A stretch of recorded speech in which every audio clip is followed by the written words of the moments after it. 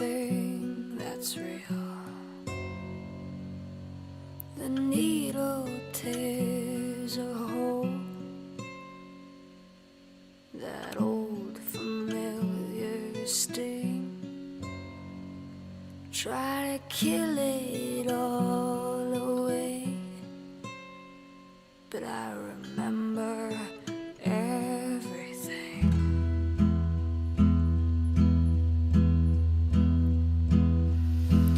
What have I become?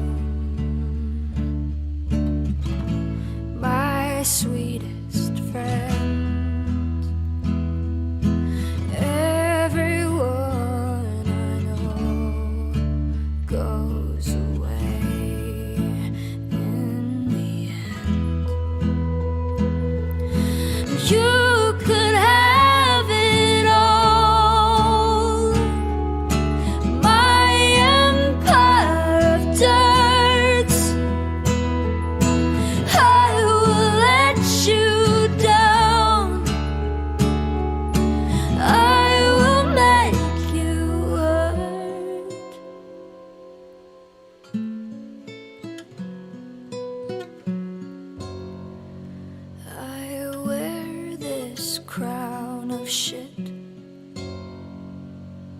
Upon my liar's chair,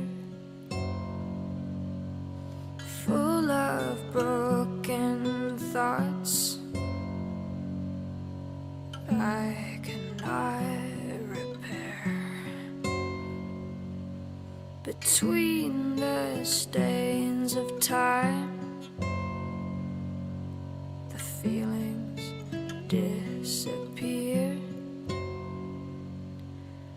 You are someone else,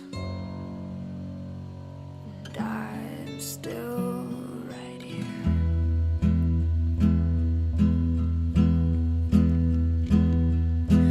What have I become?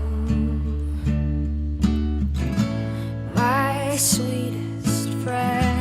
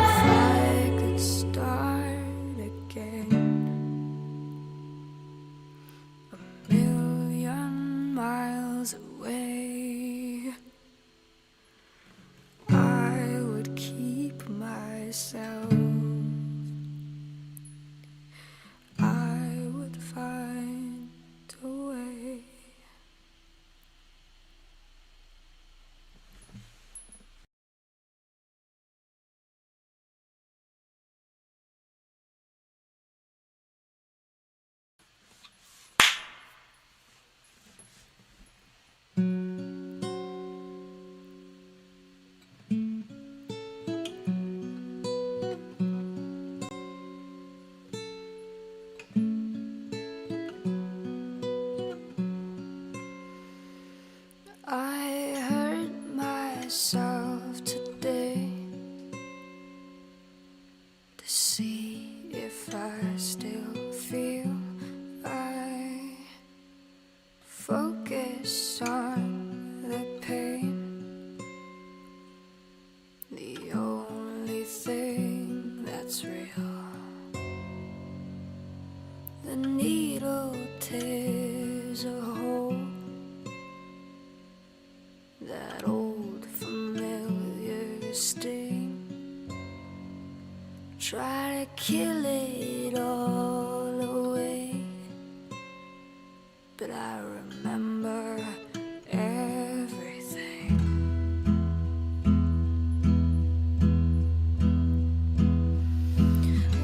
Oh, death, oh, death, won't you spare me over till another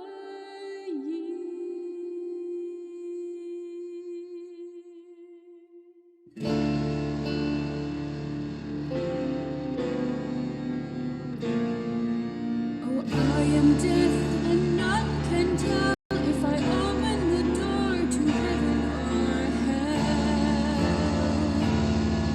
No wealth, no land, no silver, no gold, nothing satisfies me but your soul. Oh, death, I come to take the soul, leave the body and leave it cold. Oh, death, won't you spare me over till another year?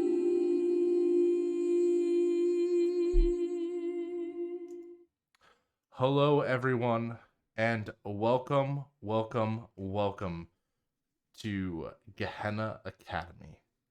I'd like to thank everyone for tuning in to Chapter 8, Burn the Witch. I'd like to thank everyone for keeping up with the series so far and making it the success that it has been. And I would like to thank my cast, who has been absolutely amazing throughout everything. Before I talk about everyone things I want to talk about when we get the show on the road, I'm just going to let my cast introduce themselves. Good evening, everyone. My name is Rina, and I am playing as Ivy, the neighbor, who might allegedly be a Reaper. Last episode, Ivy got stuck gazing into the abyss and seeing what happened with Victoria and Mercutio. Mercutio? He might be dead. So, Yeah. he's actually dead. So, that's gonna be fun to tell Melody. Next up, to my darkest self friend. Hi, I am Shauntelle, and tonight I will be playing Melody, the Fae, who doesn't yet know that her lover's dead. That's going to be fun because let's do that. That'll be great. Hi y'all, I'm Alyssa, pronouns they them. I play Arden the Wyrm, pronouns any. And yeah, Arden has come back from the land of the dead and sort of conscripted Ivy into being a Reaper, maybe. It's fine. All good. I guess I'll go next. Hello, everybody. My name is Chris Colón, and I am playing Isaac. Isaac is pretty confused right now. He doesn't know exactly what to do, so we'll see what happens with all this mess going on. Awesome.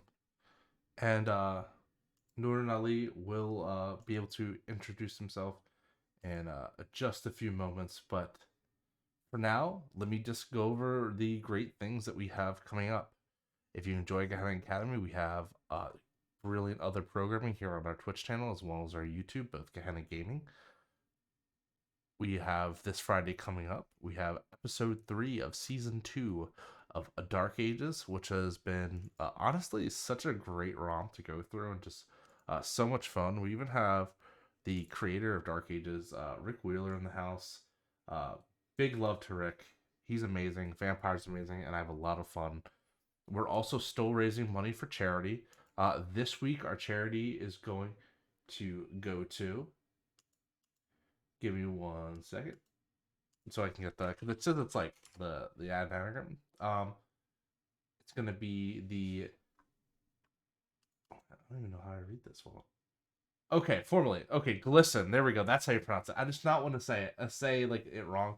We're gonna be promoting Glisten today, which is an awesome education organization that works to end discrimination, harassment, and bullying based on sexual orientation, gender identity, and gender expression. and it is a great organization. And you please donate. It's Pride Month. We're getting to the tail end of it, but true pride never ends. That's how I feel anyway. And we are doing incentives tonight. Any donation at all, if you link Order or Chaos, will contribute to the game. Order will go ahead and help our teens out, our students per se. It'll give a little bit of order to the story. It'll help solve the mystery, and perhaps give ourselves a little bit of leeway in terms of the monumental fight that they find themselves against. However, if, and I mean if, you donate for Chaos, then, well, shit's gonna get more intense. I'm gonna up the ante like I already do, but up the ante even more. And we're gonna see the bodies start piling up. That's where the chaos has been going. We've just been, raising up more bodies. And of course, if you donate a special tier, which is the $50 tier at all, a single donation of $50, I will immediately kill a NPC for all of you to see. And if we run out of NPCs, well, guess what that means. Donate to find out. All right. Other than that, I think we are all good to go. Oh, let me go ahead and just make sure that the rainbow puke is fixed on everyone. All right. Awesome. And yeah, let's go ahead and start Chapter 8 of Gehenna Academy, titled Burn the Witch.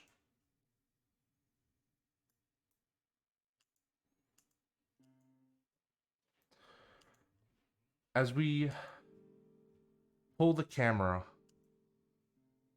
onto our next chapter, we see the group of students finally together for the first time in a while.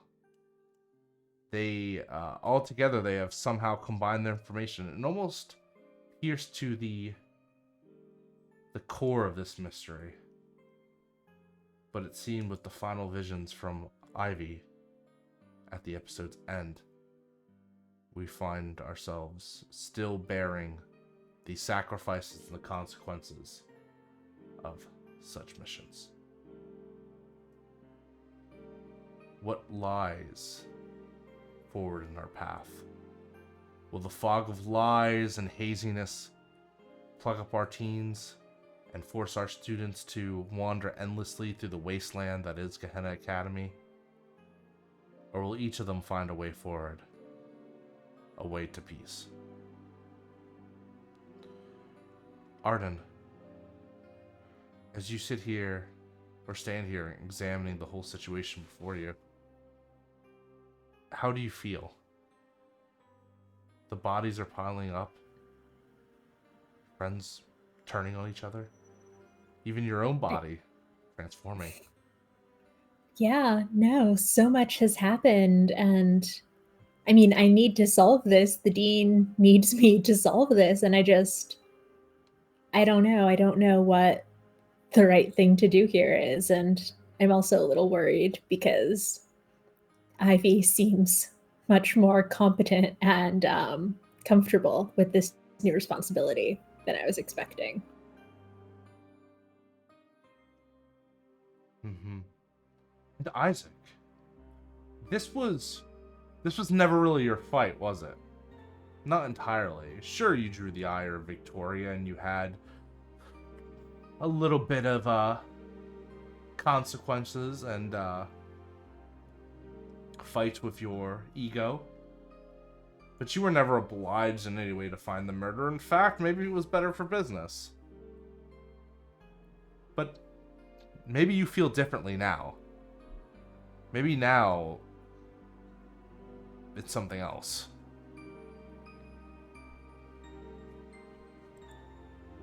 I would say so, yes. But it's still very confusing. And are you doing it for yourself? Are you doing it for Ivy?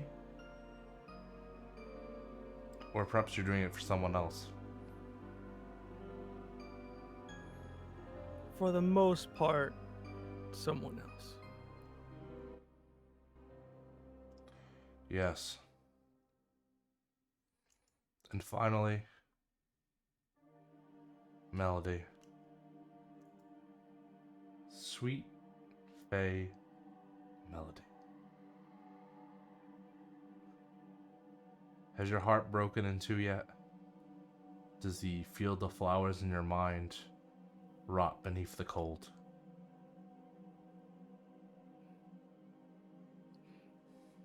No. Then what happens when you hear Ivy explain the gruesome and also details-filled attack upon your lover?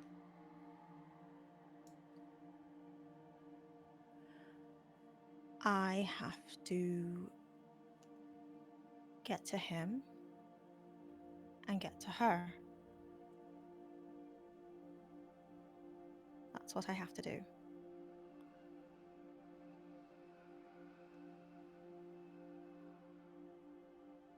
Do you feel like you might be too late?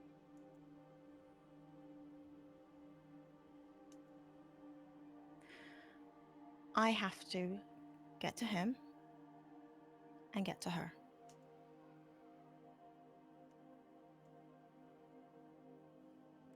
And as Melody goes to leave, I believe, Arden, you were going with them.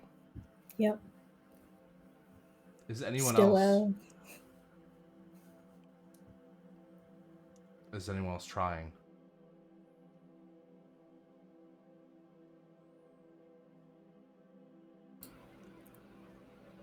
I'll come.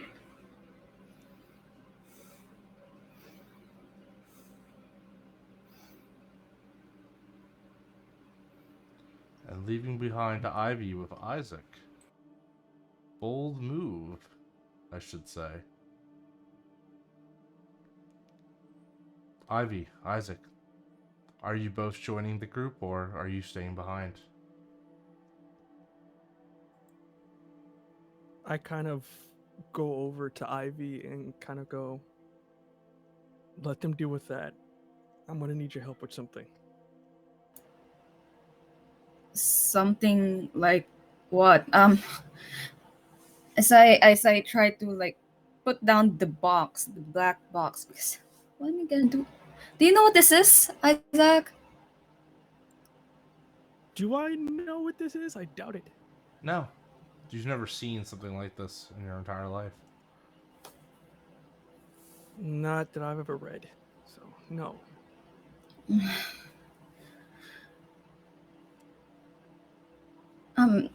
Yeah, what do you need help with?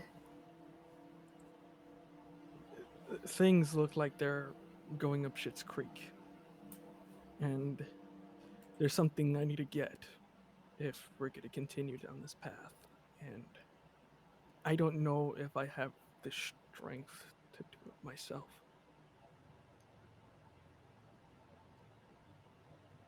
What do you mean?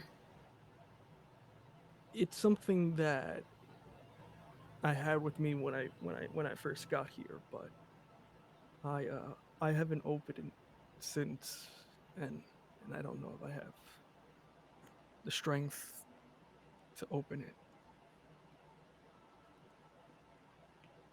I mean, I'm yeah, I could help you with that. I think. Not sure if I'll be much help, but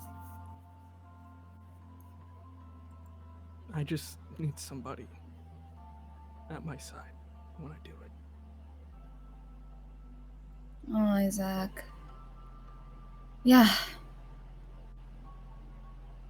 All right, follow me. It's in my room.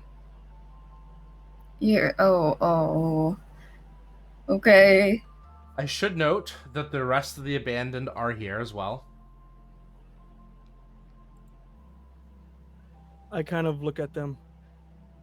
Go with Neal and them. Right now, let's focus on finding whoever is doing this, and they're gonna need all the help they can get. So go help them out. Elliot kind of looks at you and he goes, are you sure, boss? Are you? Right, Will you right be now, okay? we don't. I'll be all right. I got Ivy with me, and if we do not deal with this, who knows who's gonna end up dead next?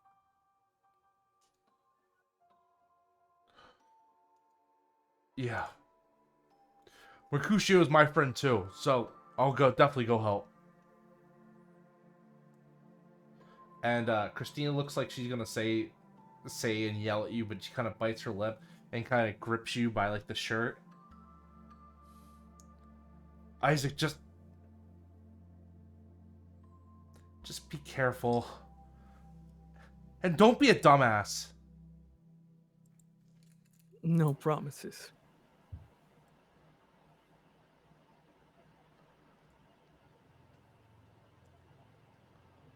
Brooke nods. We'll have it handled. Good.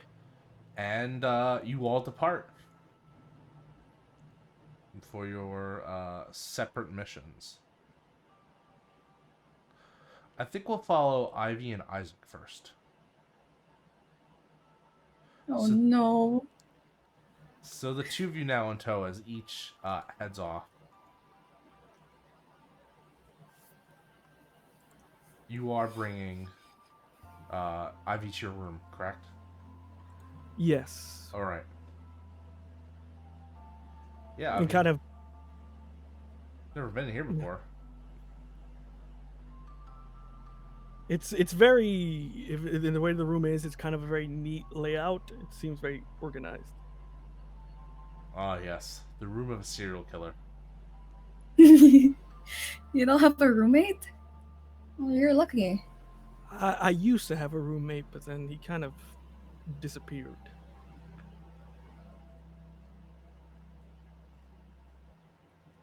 It's The room story of a for serial another killer. time. Okay. So what did you want me? What did you need my help for? As I gingerly like step into the room, expecting traps or skeletons somewhere in the corner. Maybe dead body somewhere in the closet. Isaac, do you lock the door? Do you do that Yeah. whole like? Yeah, I kind of lock it. Just there's not multiple. There's just one. But he locks it. I kind of gingerly. It's in the closet. I kind of walk towards it. And with that, you see him sort of rummage through a little bit, and you see him sort of pull out what looks like to be this guitar case with kind of stickers on it. Oh, I didn't know you played the guitar.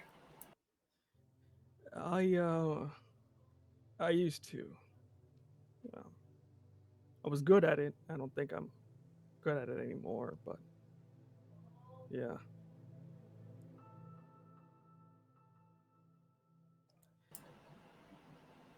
I need your help opening it. It's not really magical or anything like that, but I haven't opened it since I got here because there's a lot of stuff in it that I can't bear to look at. Oh. I mean, are you sure? I don't think I can. I need what's inside, but I can't. I don't have it in me to open it.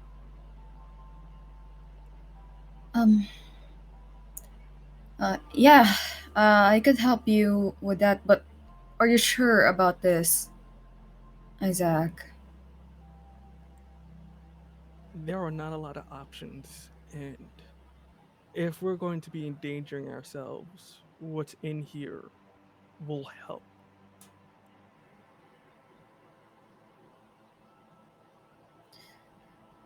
Okay. But if in any way, shape, or form you feel uncomfortable or distressed, let me know and then we'll stop, okay? Yeah, I'm just gonna just look away and just open it up, and you're gonna pull out something heavy in the inside. It's kind of wrapped. Okay, please no spider, please no spider, please no spider. As I pull out whatever thing is inside there. So when you do open it, you kind of unlatch it, and the inside you can see what looks like to be multiple photos of Isaac with somebody else, and primarily they're all happy. And you can see that in the inside, there is like movie tickets, there is playbills and stuff that he seems to have stored. And then you can see on the bottom what looks like to be something heavy and sort of wrapped in sort of a brown cloth.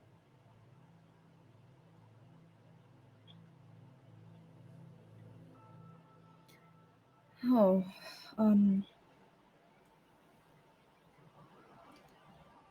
Ivy like just stares down at it, kind of a bit jealous, I guess. Because kind of weird seeing the guy that you like be happy with someone else. Um, so slap my face, grab the whatever cloth thing covered, and try to ignore the pictures of Isaac, obviously in another life, being happy with someone else. Um, uh, yeah, is this it, Isaac? Yeah, did you close it? The Um, case. I close it with a slam, like I slam it shut. And Yeah, there's I did. dust everywhere. Just But when did you last clean? Well, that has been in there for I think about 2 years, year and a half. Oh So my god, good thing there's no spiders. Yeah, I got the thing that you asked for. kind of unwrap it, and what you can see, it kind of looks like a sword, but with that the hilt is kind of an oldish iron, and you do notice that the blade itself is more of like an oxidized kind of green, and sort of bits and pieces look rusty, but it is still sharp on the side. We needed a rusty old sword. It's more than that. It's what you would call an heirloom of my family's. you can Ivy, as you kind of examine the sword, you don't know why. You're not entirely sure, but you can feel like almost like a pressure coming from it. Like something that draws you towards it and exudes you from it all at the same time. This, whatever this is, it is not normal. And it almost seems to hum.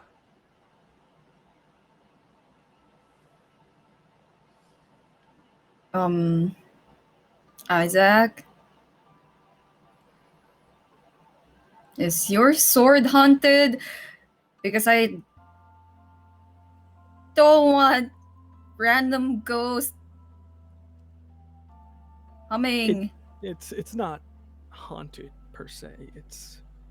It belongs to uh, what's believed an ancestor of mine, Elri the Pavor, or in terms of English, the Dread King. It's a whole story about a guy in my family. It can be saved for later, but this was an artifact he left behind. Um, it has caused me a lot of problems in my life, but it is it does offer benefits to it.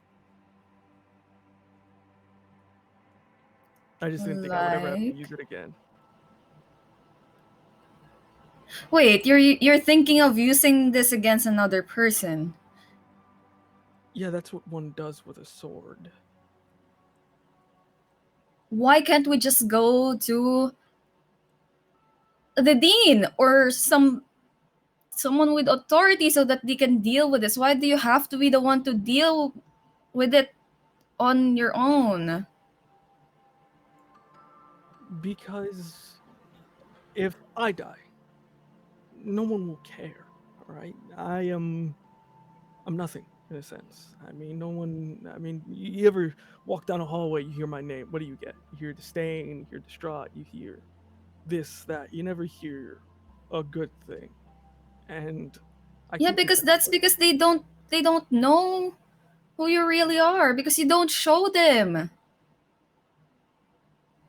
Ivy, if I showed people who I was, I don't think it would help my case. You catch more flies with honey than vinegar, Isaac.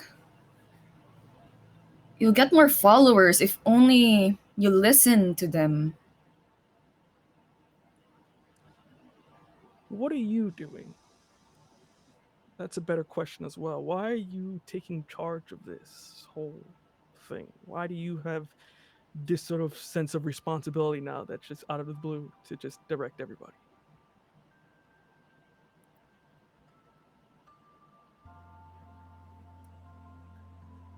I honestly don't know. It just feels like with this whole situation, everybody is too wrapped up with their own problems that they're not seeing the big picture.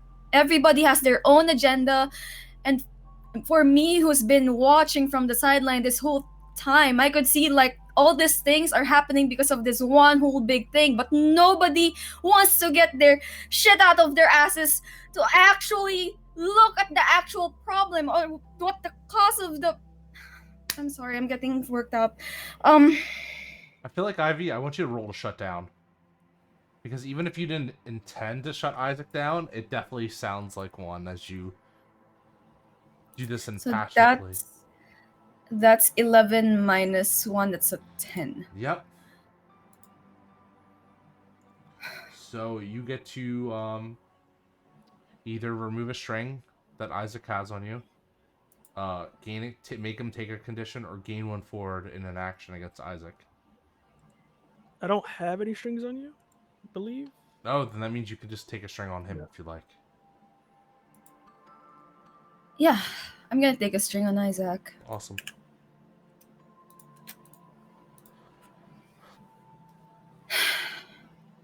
But yeah, I'm sorry for being emotional about this.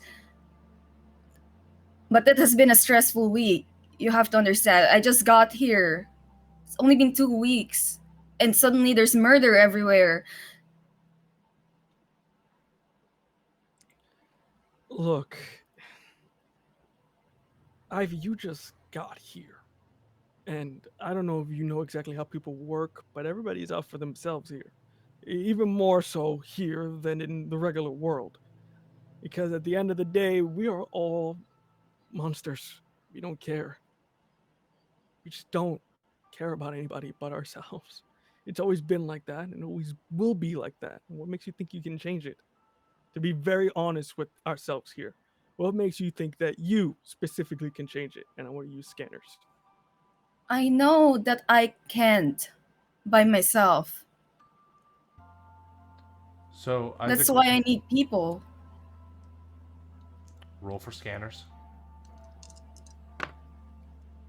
That is I think 8. Awesome. So what was the question? My question was, do you really think you can change these people for the better? So Ivy, you have to answer that question honestly. So like as you read your mind, and then you get to choose one. Or you have to choose one, Isaac. Either Ivy's gonna take a string on you, you're gonna give yourself the condition creepy, or you're gonna both take one harm. Oh boy, I think.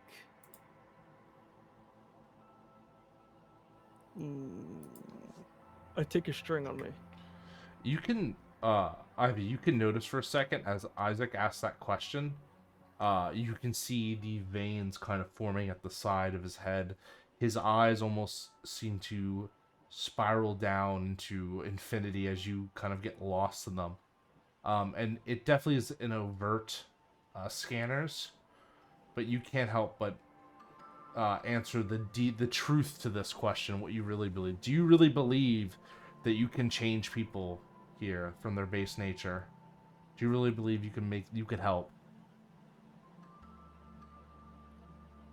Yes, I believe that I can. Because no, people are not absolute. Even monsters are not absolute. Everyone is always changing, always evolving, always changing either for the better or for the worse. Again, there's no absolute here. They're not absolute monsters. There's a way that if there's a way I can help, then I would.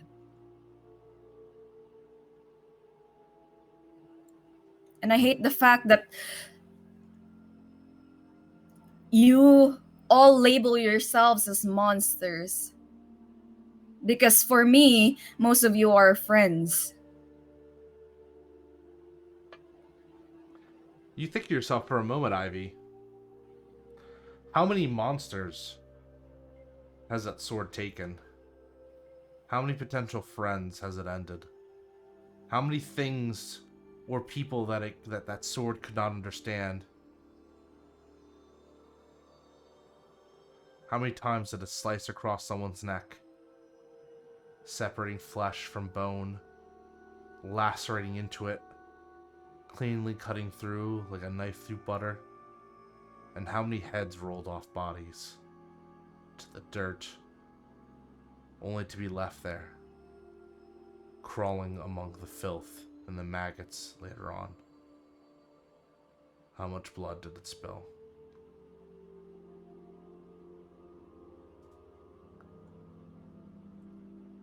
Isaac.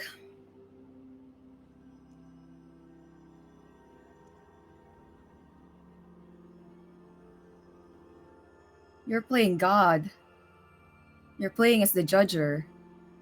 You're already forfeiting some people's life. And you plan on continuing that. Is that it? I'm not playing anything, Ivy. I'm simply doing what others cannot do due to the fact that they lack the will or have too much compassion. See, I stopped being human quite a while ago. The question you have to ask yourself is, are you going to let me do what's going to be needed to be done? Or are you going to try to stop me? I'm gonna pause for like a really awkward minute. Like let the silence just Yeah, become just awkward. just to stare down. While that's happening, can you just give me a dark roll? I want to see if you notice something. That is a 9 minus 1, 8.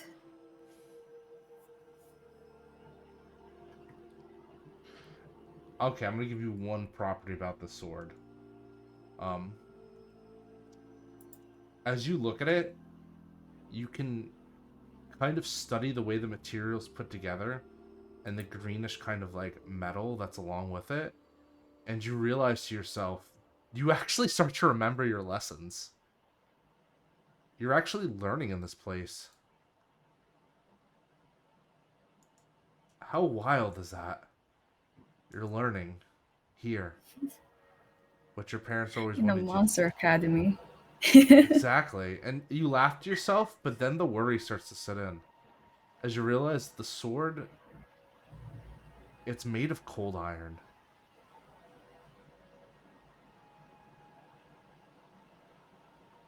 The same iron that can cut down through Fae. The same iron that could cut down through lots of supernaturals.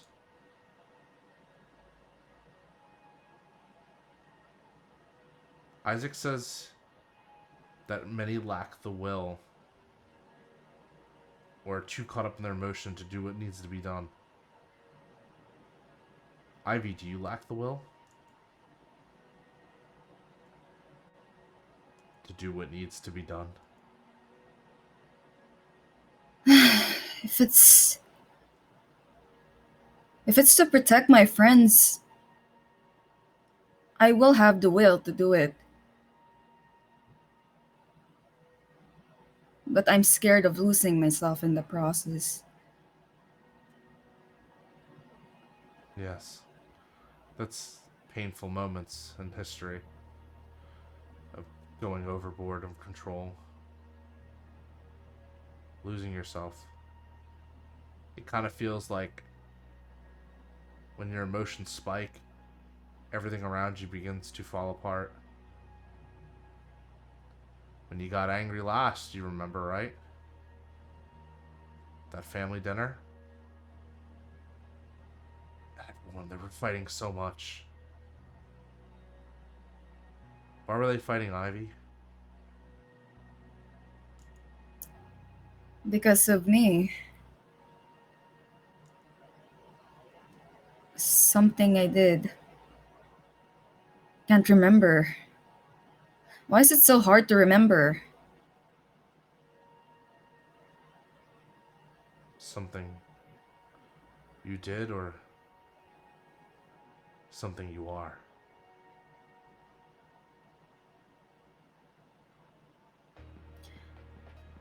I don't want to remember. You put it off for now, but you know, eventually these things have a habit of coming into life. Coming in for everyone to see. All your secrets revealed. Tell me, Ivy. You push it away now, but how long can you push it away until the pressure and the seal and everything finally breaks?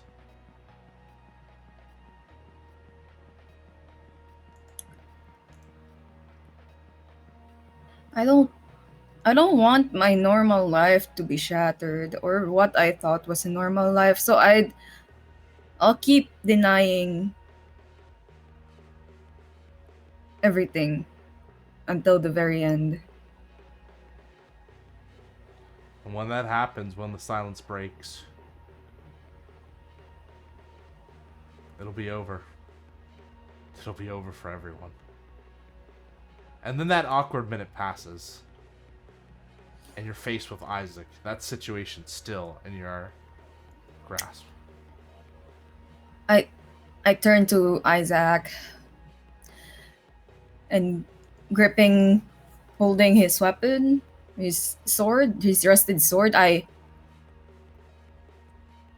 look at him in the eye and ask him, What are you scared of? As I use icebreaker. There we go. Icebreaker. It is a skill which uses like I radiate so much awkwardness that it affects those around me. When I ask someone a question listed below, they blurt a truthful answer. If you want to ask another question in the same sentence, in the same scene, first answer that earlier question yourself. So, Isaac, what are you scared of? He kind of looks confused for a second and kind of goes, I'm scared of death. Is Not for it. Is that the truth, Taking- Isaac? It is. And the reason why is that it is not, I'm not scared of dying. I'm scared of dying with all these lives I have destroyed and taken. I just need to fix one thing before I die. Just one. And I will be completely fine and content. That is what I'm scared of.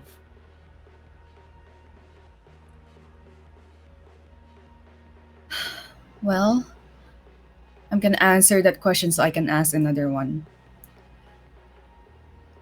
I am scared of losing my friends and family and not losing them to death or anything like that. You can lose somebody in other ways. And Isaac, I'm losing you. To whatever path this is.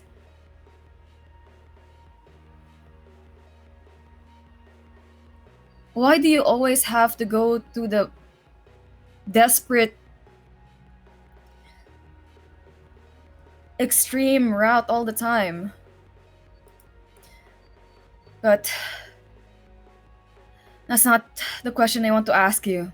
I want to ask you, what do you intend to do, Isaac?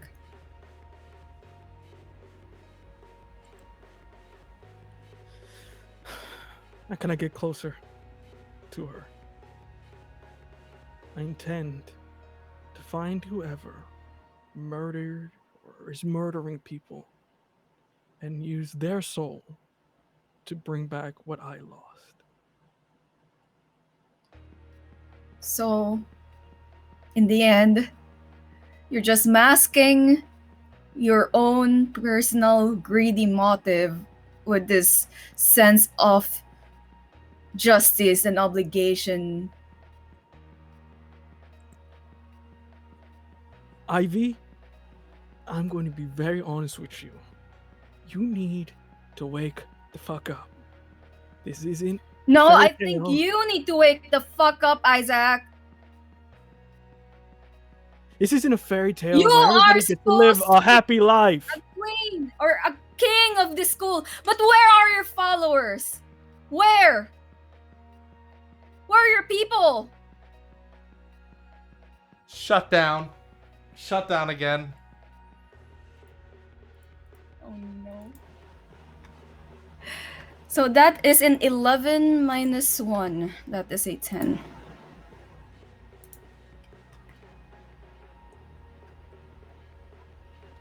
All right. Again, are you going to give Isaac a condition this time, or are you going to take another string? I'm gonna give him the condition. I'm gonna give him the condition alone.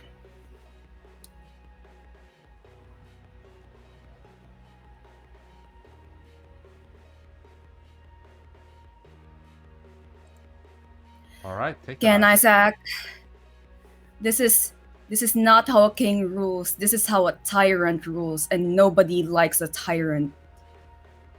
As I shove his sword to him and I walk out. And as you go to walk out, you can feel the box beginning to shake in your pocket. The black box. And before you have a chance to check it, though, you open the door and you come face to face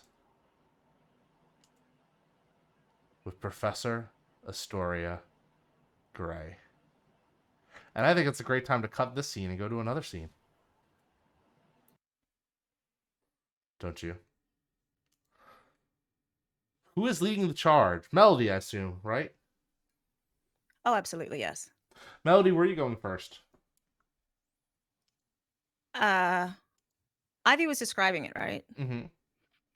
So Melody would be heading to that cave. Or down to where they can get to. Neal, I assume you know the way. You've haunted these lands for enough time. Yeah.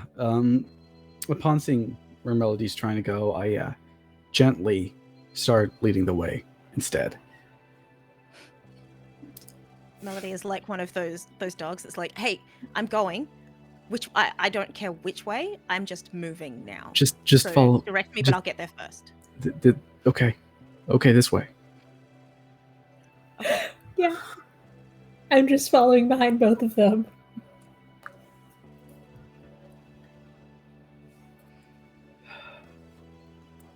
I can't tell if this is the worst day of my life or if it can even count.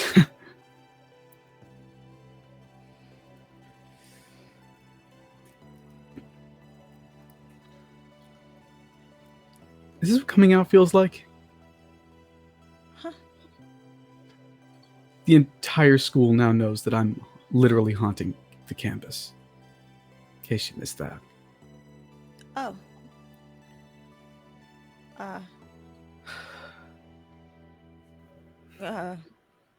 Yeah. You don't have to. Don't worry about it. It's not like anyone has any room to judge. That's just as... I'm not a vampire or a dragon. All they need to do is have a little wee exorcism and I'm dealt with. It's different. There's no reason to do that, though. If anyone tries that, Neal, no. I just scared the biggest, baddest person in school. You realize that, right? I made him feel small and weak. I pushed him down to the damn ground. That's gonna have consequences. I mean, I'm glad I did it in a way, because if I hadn't, I wouldn't have... I should just shut up.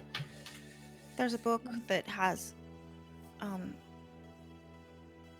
a spell that can make you stronger, if you want that. Why do I want to be stronger? Aren't I strong enough? Well, I don't know. It might stop people from being able to exercise you, if that's the problem. Yeah. Problem for later. Right now, let's get to...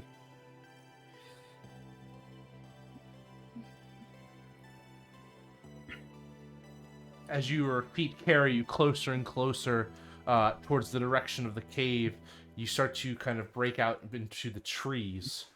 And this is kind of like close as you've ever really felt to home out here, being in the nature in the wilderness.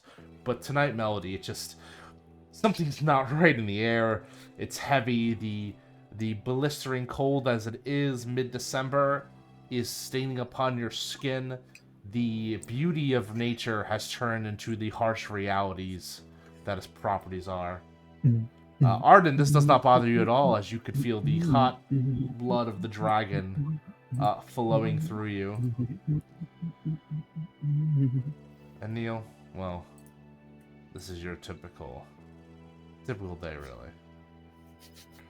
And as you all start entering the woods, you can feel that the dirt no longer becomes dirt, but rather is slowly transforming into bits of ash, as well as strange plants that have begun to pollute the ground.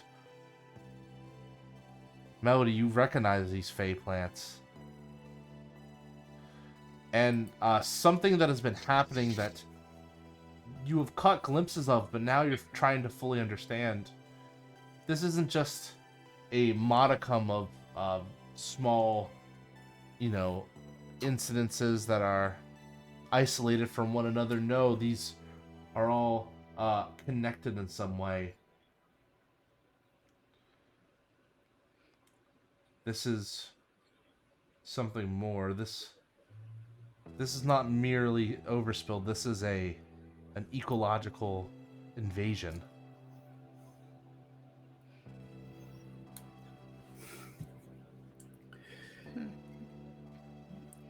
You're the closest thing we've got to an expert, Melody. What's going on?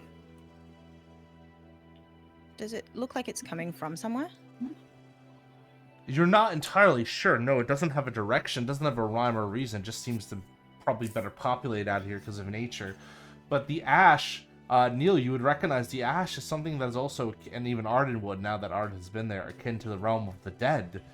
It's almost, you almost get the idea like the two realms have just started to intermingle with each other at this point, at this land of Gehenna Academy. As if the planes are all suddenly starting to come together and converge.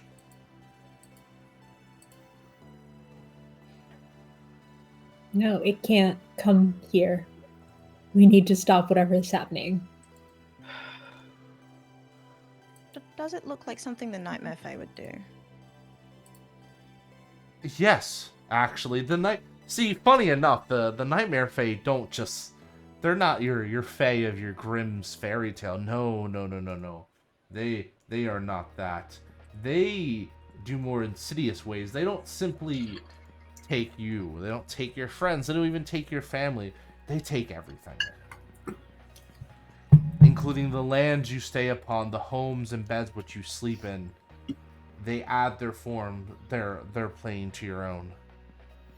They add your location as if a mismatch of lost toys. But why the dead are connecting is unknown to you.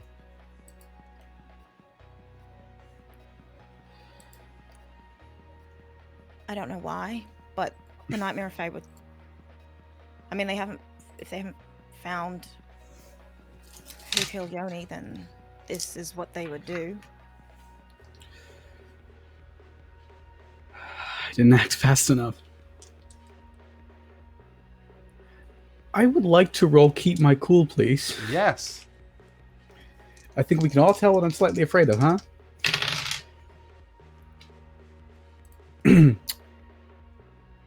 Roll with cold. So that is an 8.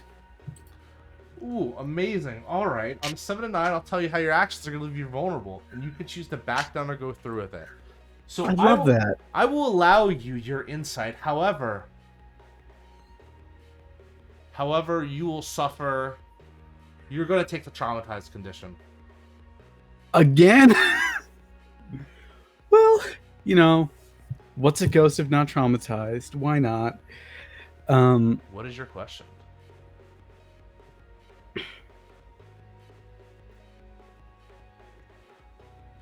Who do we have to stop? Oh.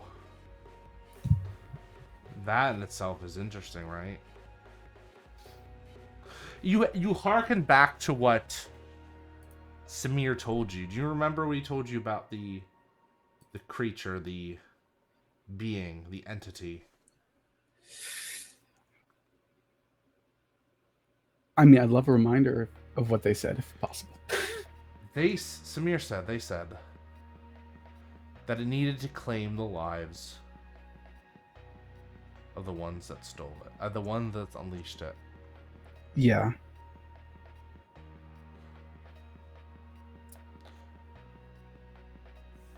You wondered yourself if you could... You're not going to say it, are you? Come on. If you could just... I'm trying to say the word... The way that's going to hurt Neal the least. If you could just stop the creature from claiming them, you could stop it. But you're not sure how to protect them. However, you could beat them to the punch first. And beat them to the punch first, you might. As you see kind of walking in the woods, stumbling around, a familiar face. Oh, come on.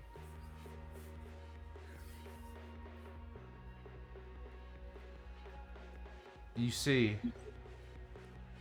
a half-eaten, partially burned, and barely hanging on Mercutio, who stumbles against the tree. He's not dead, but probably not long for this world.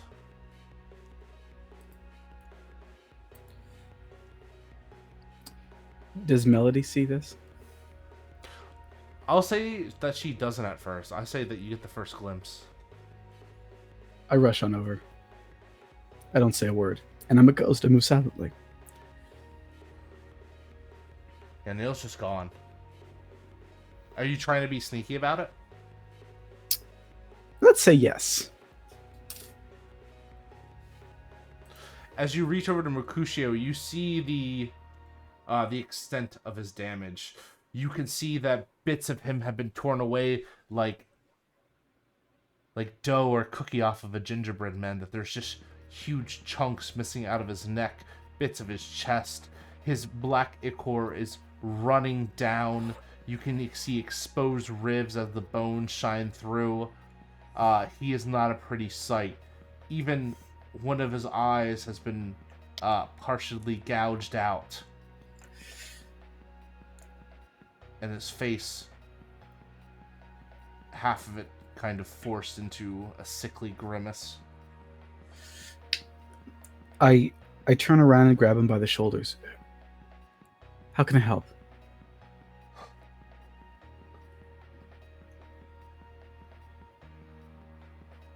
He just doesn't answer until you hear,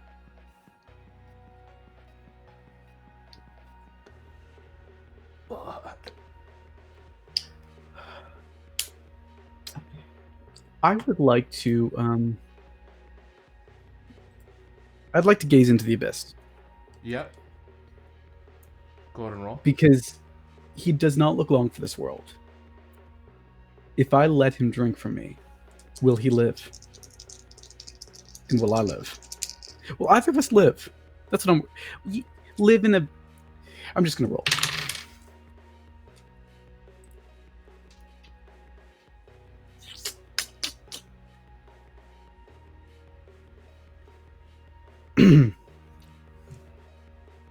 That's another 8. You get a vague idea in your head as you see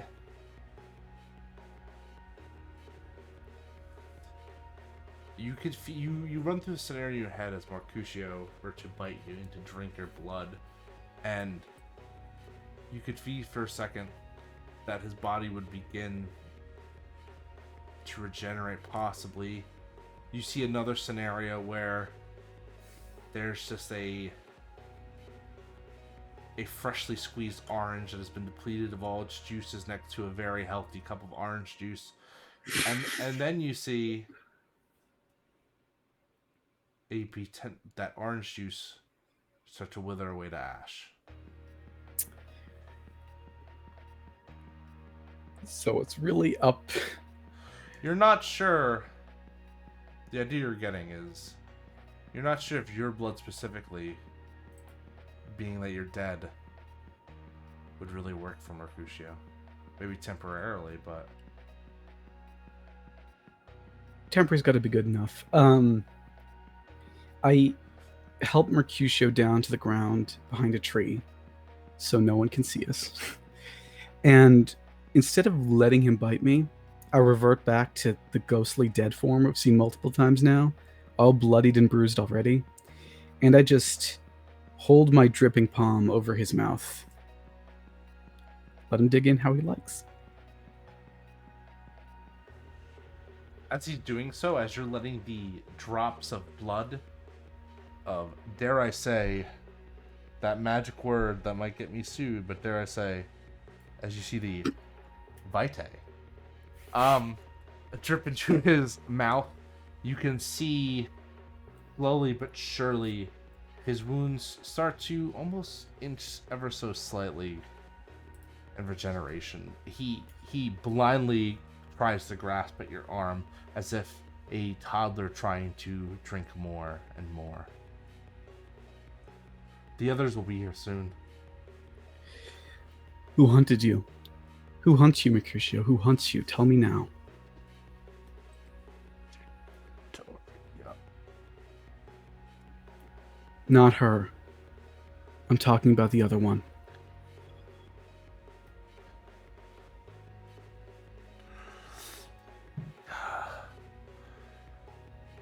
I was a former student. The prison is for students who are too dangerous. What's their name? What's their appearance? It doesn't have a name. It doesn't have a form. It's nightmare.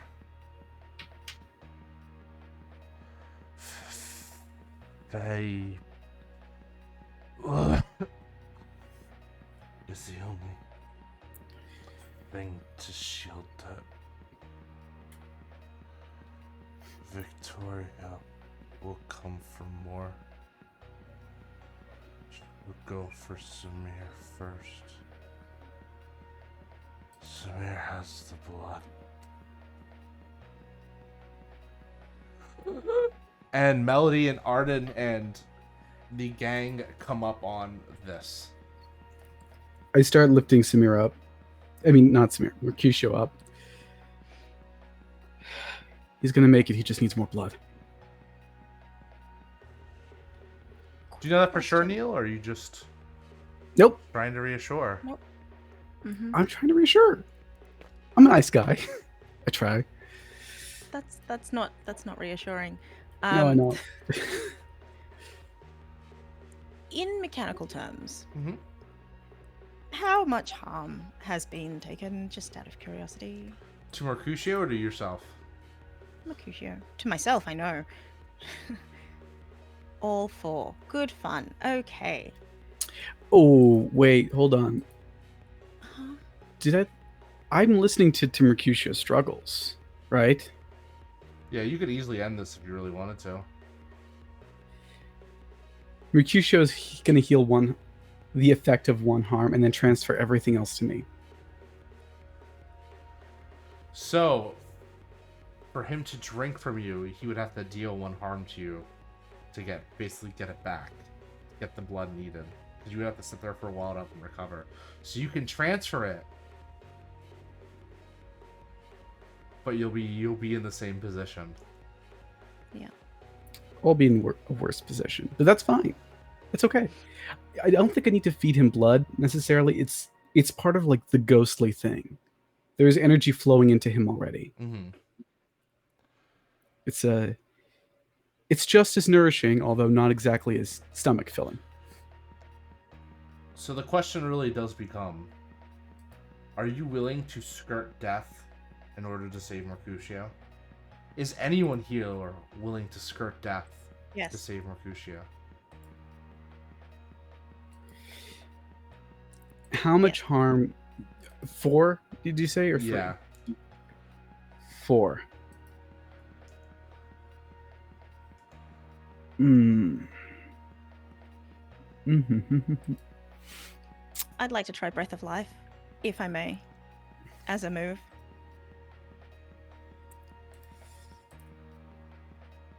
Neal Melody's trying to put her hands I'll on let her. Mercutio. You let her? All right. Mhm. Melody, why don't you go ahead and roll that? Actually, why don't you go ahead and read that move for everyone out first? What does Breath of Life When you do? lay your Breath of Life. When you lay your hands on a wounded person and do not have the condition drained, roll with Dark. On a 10 plus, they heal all harm and you gain a string on them. On a 7 to 9, you choose one of a number of different things. And it changes if you lay your hands on someone recently dead. So, If you fail, yes. you realize Mercutio's probably just going to straight up die, right? You know, look, I don't know that for sure. But that's Monster so- Hearts. Sometimes it's about don't know. heartbreak. Sometimes it's about loss, and sometimes it's about trusting your dice not to fuck up when you need them the most. Please, Okay. dice. Okay. Don't fuck up when I need you the most. Roll that dark. Okay.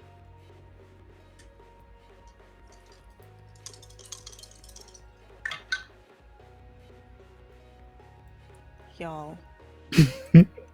Y'all. Mhm. Do you want to know what I rolled? Please. Please be a 6. Snake eyes. Oh boy. I can't breathe. Feral. I'm gonna give you a choice, Melody. Welcome to Melody the Fae's Big Roulette Rama. You've totally botched this up. But now, there's gonna be negatives. You have a few choices here. Mercutio dies. Or one of you 3 takes his place. Ooh. Are you gonna give up one of your friends, one of your allies in this darkest night in order to resurrect the one you love, or you're your darkest self? I still owe you. Is this what rebalancing the scales of justice truly mean? I can't take Victoria to the Fey world with you if I'm dead. That's true. If you're dead, that's true. I mean, so can I do it myself? Give up yourself? For Can I Mercutio? give up myself and skirt death?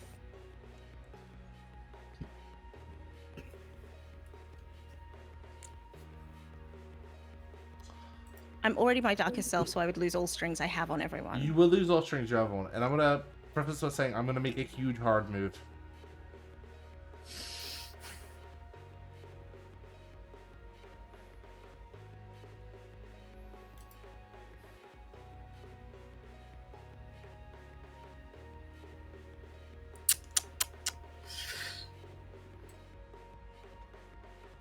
What's the hard move? You don't. Well, that depends if you take that deal Oh, or not. right. Oh, right. I see. Melody, I don't will know you what- shake the devil's hand? Will you trust the demon of circumstances? Yes. Let's keep it feral. Let's keep it fucking feral. Whoop, whoop, Feral. whoop, whoop. As you feel life begin to leave you, it is like the voice of God comes out itself to touch you. And for a moment, Neal and Arden, you cannot do anything but watch in horror. Have you seen Hercules, the Disney movie? Do you remember when Herc jumped into the River of the Dead? Kind of like that, as you see the muscle mass begin to deteriorate from Melody, the blood of her beginning to flow into Mercutio out of her hands like some sort of miracle. If I get intense at any time, remember we do have safety tools to you and the No, audience it's at not home. that. There's no backing out once you've begun Melody. As for a minute, you might think for a second, wait a minute, what the hell am I doing? As you have a moment of clarity, but you can't stop it. You've already begun the process.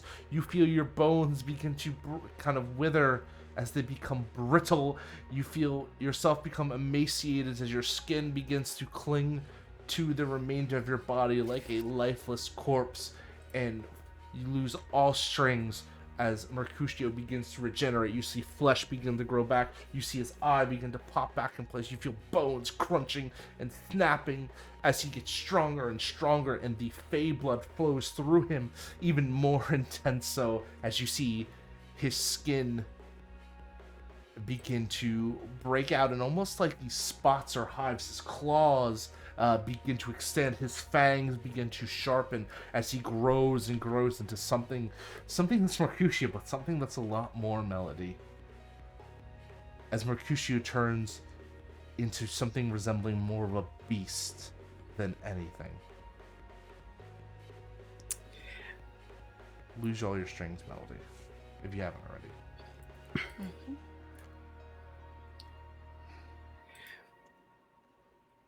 Nick, Yes.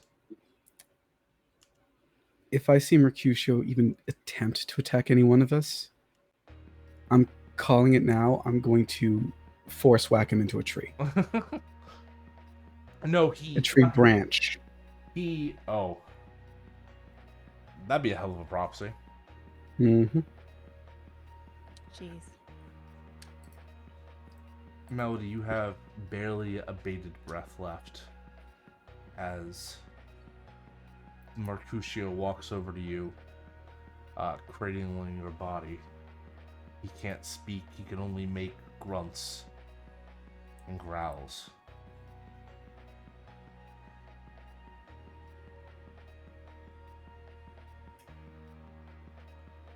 And then he turns to you, Neal.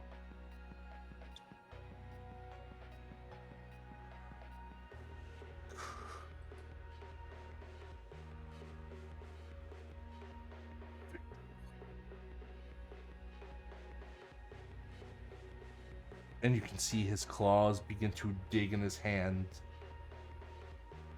Now you might be thinking to yourself at home, Wow, that Nick, that was a hell of a hard move. But the hard move of what's comes next.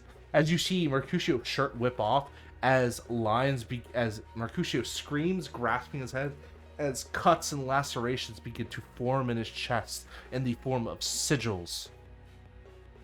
As if something is cursing him. And Neal, you recognize this right away. This is the power of a witch.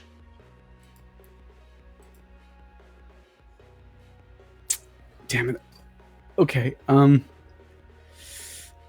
Oh, I'm gonna go into the darkness one more time. Gazing into the abyss, I need to know how to stop this. How do I stop this?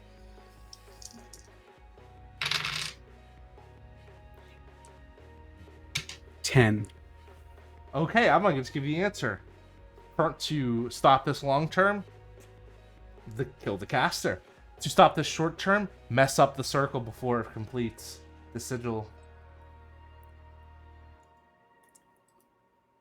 Nick, I would probably know this about vampires. Would staking him kill him or just suspend him? Staking him would hurt him a lot. Maybe kill him, but at this point, you might not sure. You might just injure him. I'm gonna risk it. I close my fist, and I send him flying into a tree as best as I can.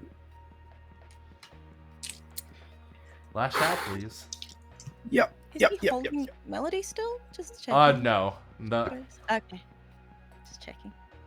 I will say I'm still betrayed, so this could end up even worse. But we'll see. Lash out with cold instead of volatile. That is another 10. This is perfect, and you coordinate so well that you don't stake Mercutio through the heart. You stake him through the side, which disrupts the sigil. And he roars in pain, but he looks at it and he breaks off the branch and pulls himself off. And Alyssa says he's gonna say something to you, Neal. But then he growls again. Over you. And takes off back towards the academy.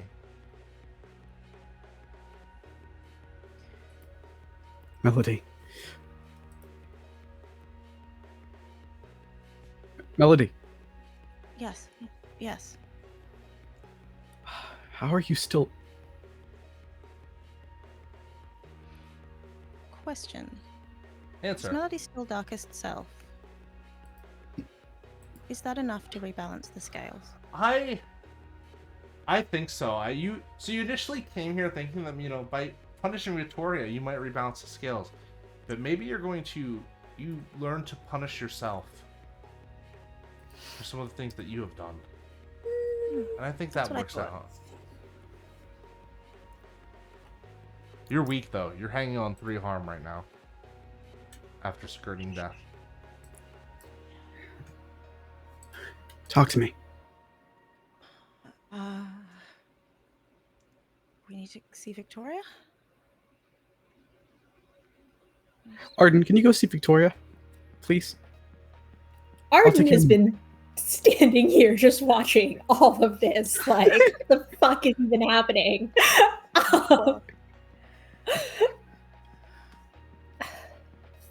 What's the plan? Am I just supposed to kill Victoria before Mercutio does? What do you want me to do, Neal? If we let them kill each other, we could do something worse. I don't know how this works. Just get them to stop attacking each other for like a split second. I'll do my best. We were tracking Mercutio out here, right? Do I have an idea of where Victoria is? You're not sure. You didn't see her on the way back. So, but you imagine Mercutio probably can smell her. Great. So it's just running after Mercutio then. Arden. Thank you. I told you you weren't in this alone, right? Yeah. And they will run off. Damn, Arden, that was real nice.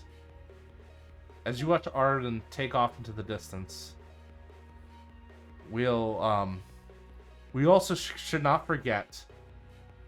I don't know if y'all remembered that Elliot and the rest of Isaac's crew were here. They all silently thanked themselves that you didn't kill an NPC in their place. Kill one of them in the place of the Breath of Life. No, not worth it. But they all look at you and they go... Elliot goes, I'll fucking kill her, I swear to God!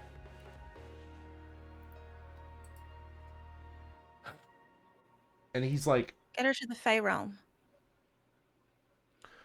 How do we do that? Wait, the bathroom.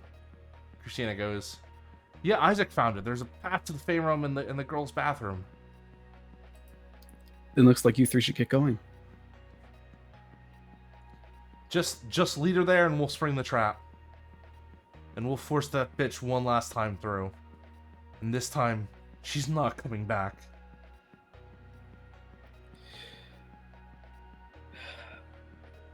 Come on, Melody, get up.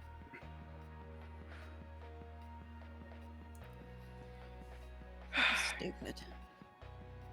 Yeah, it was. It was intensely foolish. Did it anyway. Something tells me that you would have known exactly what would have happened and you still would have done it anyway. Brooke looks at you, Melanie, and goes, you're in love. It makes perfect sense. And if it's any consideration, I think you did the right thing.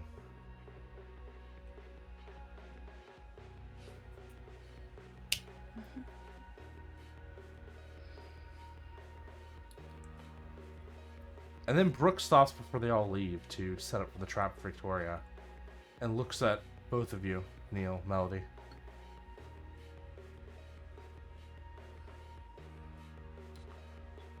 I'm saying this because I don't want this person to fall more than they have.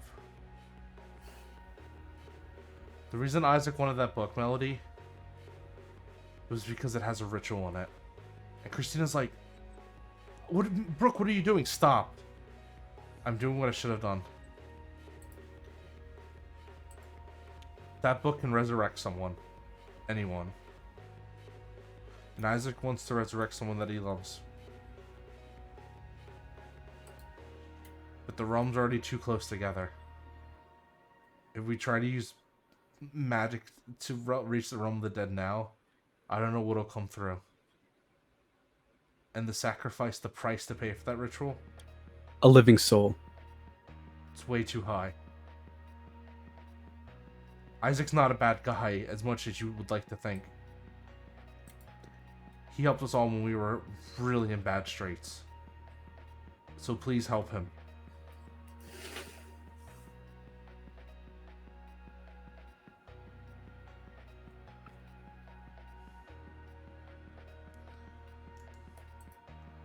Help him with by what? Don't let him go through this. Now.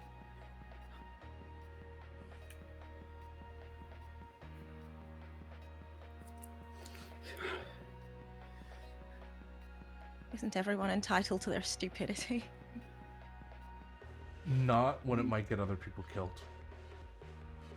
And I'm not letting myself stand around and watch a friend self-destruct on themselves.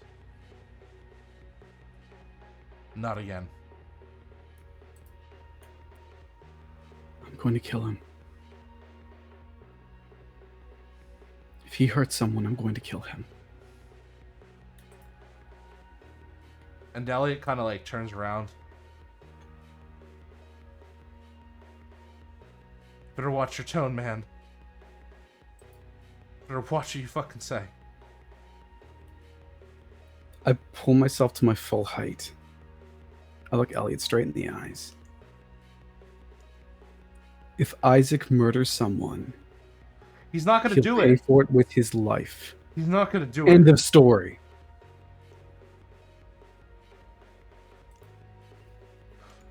Look at this. Judge, jury, executioner over here. Man, you got a lot in common with Isaac, more than you think, buddy.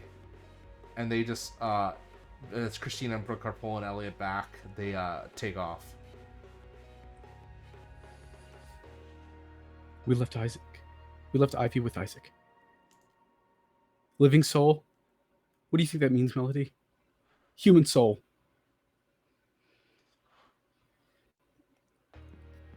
Okay, so we need... But anyone that he's with. And one of us needs to go in the cave to find out. That's the closest thing we have to a clue as to who this person is.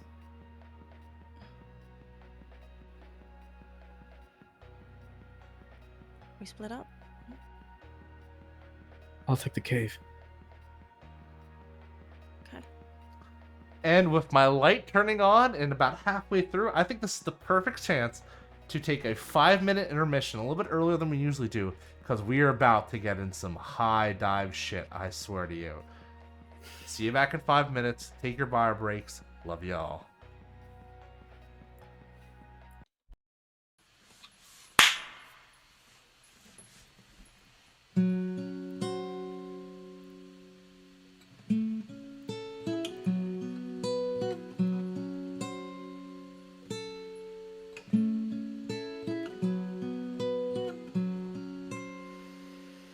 I hurt myself today to see if I still feel. I focus on the pain, the only thing that's real. The needle tears a hole, that old familiar sting. Try to kill it all away, but I remember everything.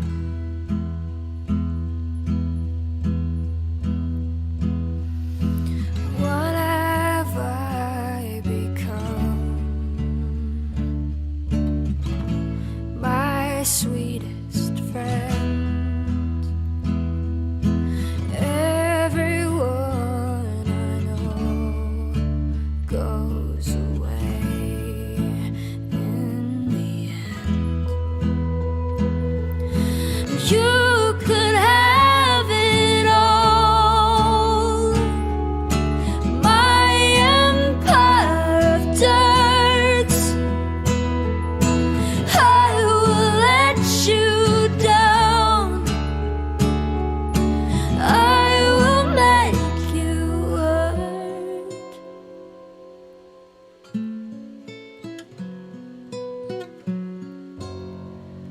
I wear this crown of shit upon my liar's chair, full of broken thoughts I cannot repair. Between the stains of time, the feelings disappear. You are someone else, and I'm still right here.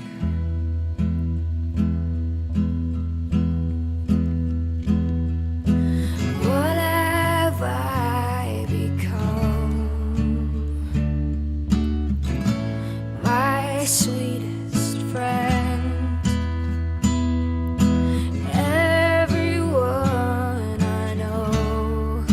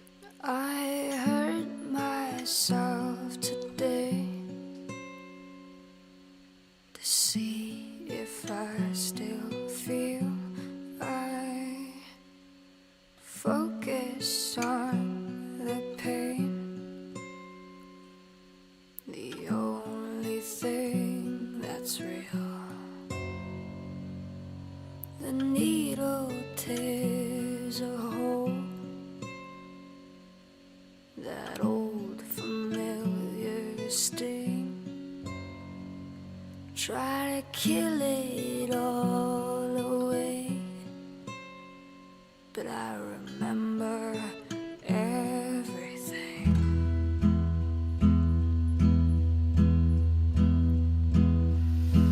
What have I become? My sweetest friend. Everyone I know goes away in the end. You could have it all. My empire of dirt. I will let you down. I will make you hurt.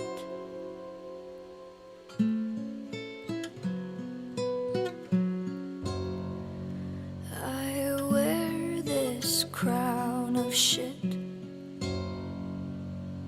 upon my liar's chair, full of broken thoughts I cannot repair. Between the stains of time, the feelings disappear. You are someone else, and I'm still right here.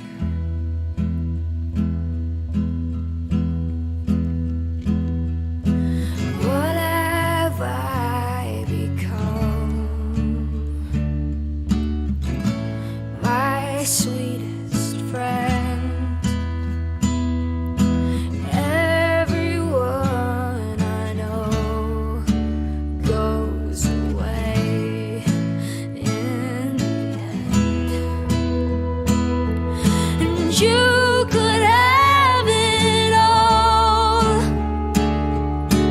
My empire of dirt.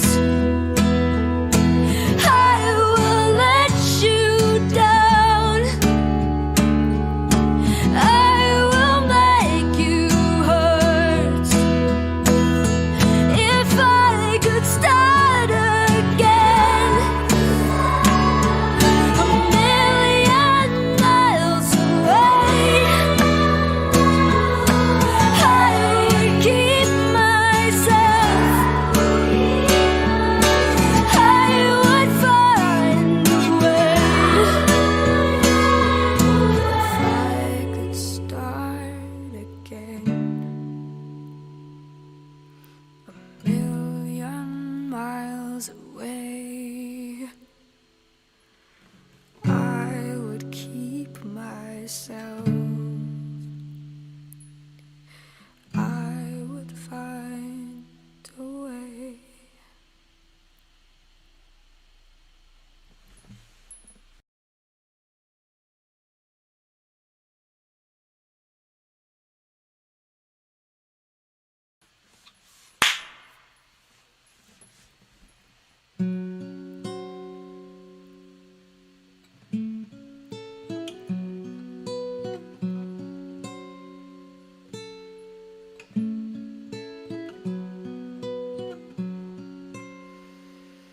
I hurt myself today to see if I still feel. I focus on the pain, the only thing that's real. The needle tears a hole, that old familiar sting. Just it's me. All right, everyone, we're back from Gehenna Academy. Now, we have a little special contest that's been running in the background, and we're going to talk about it really quick. So, because this is, at the end of the day, a horror whodunit, I'm reminding everyone right now to lock in your answers of who you think the killer is. Whoever our cast is going to tell you who they think the killer is, and whoever gets it right out of our cast gets a free full-on advancement. So, starting with Chris. Who do I'm you thinking. think? All right, we'll go the other way. Rina, Go the other way. who do you think the killer is? I think the killer is the one who's been spying on everyone. That is Brooke. Brooke the killer. Interesting. Good. I like that one. Noordin Ali. Ooh. You know when you're wrong, but you want the answer to be what it is anyways? I think it's the one who's inserted herself into every single situation possible. Kaya, the witch.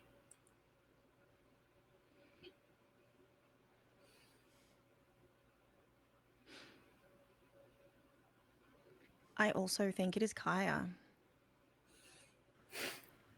Unfortunately, I also think it is Kaya.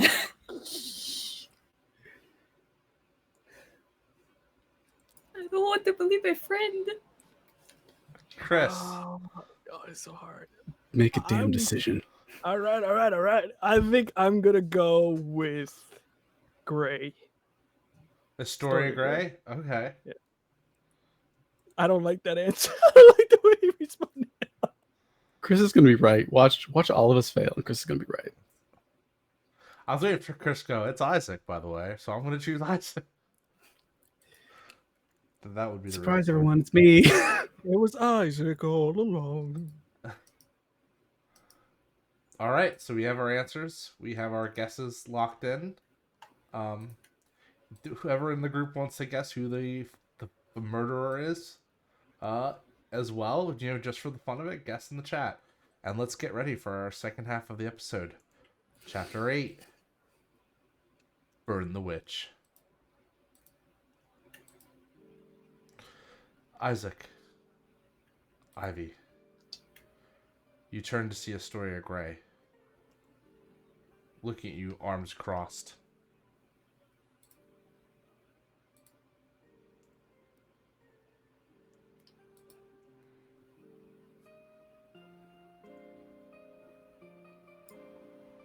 You two have gotten yourselves into quite the situation, haven't you?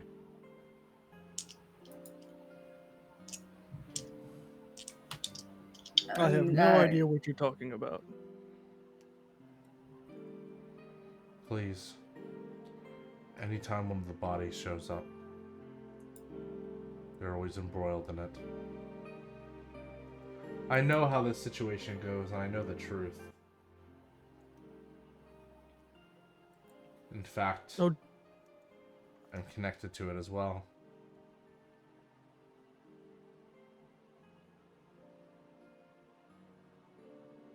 What do you mean that you're connected? You know who the killer is? No. But I pushed those kids. I told them they could believe in anything. And I enabled them to create that club. In order to push the limits of what our kind could do. And why did you do that? Because, Isaac, we can't simply be here in fear. The only way we break out of the shadows is for progress. And progress is descending upon those planes of thought we never ever would think we could. It's pushing the limits of what we could ever dream of. In truth, that is magic. Reality can be whatever you want it to be. And you could force your ideals upon the world and for them to change. To make a better one. That's what great men do. It's great women, great people do. What great monsters do.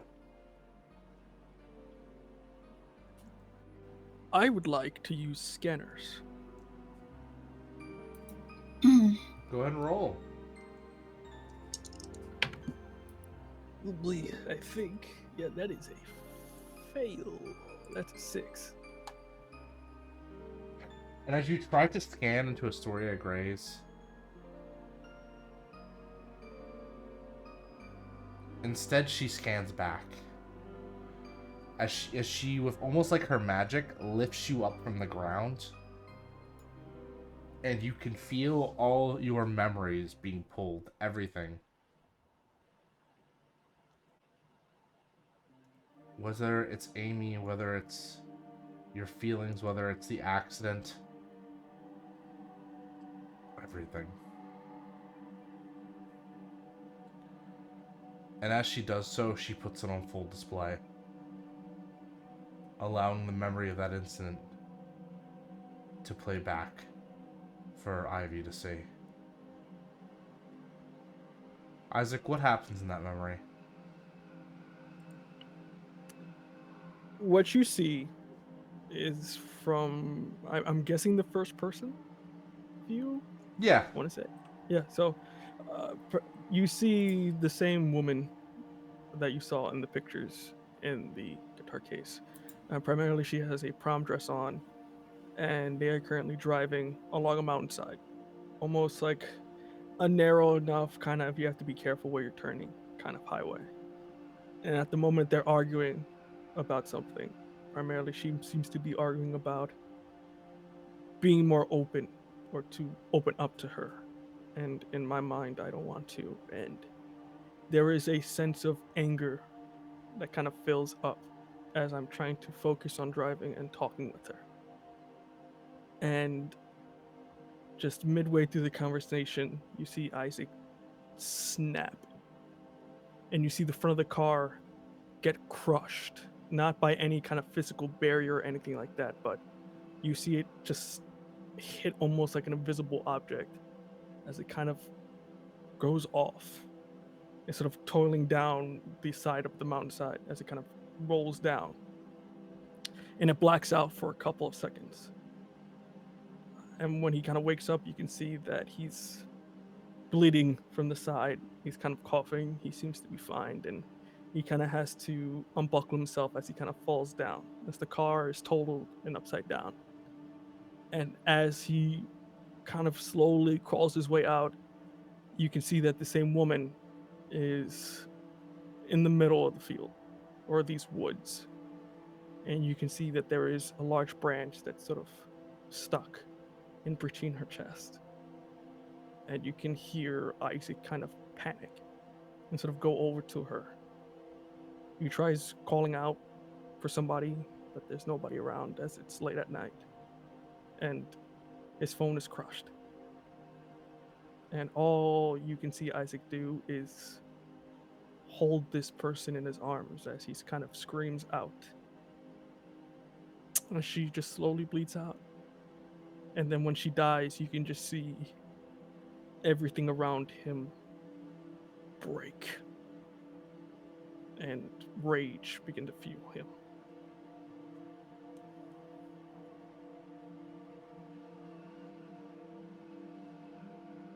And then she dropped you, exhausted on the ground. In a condition exhausted.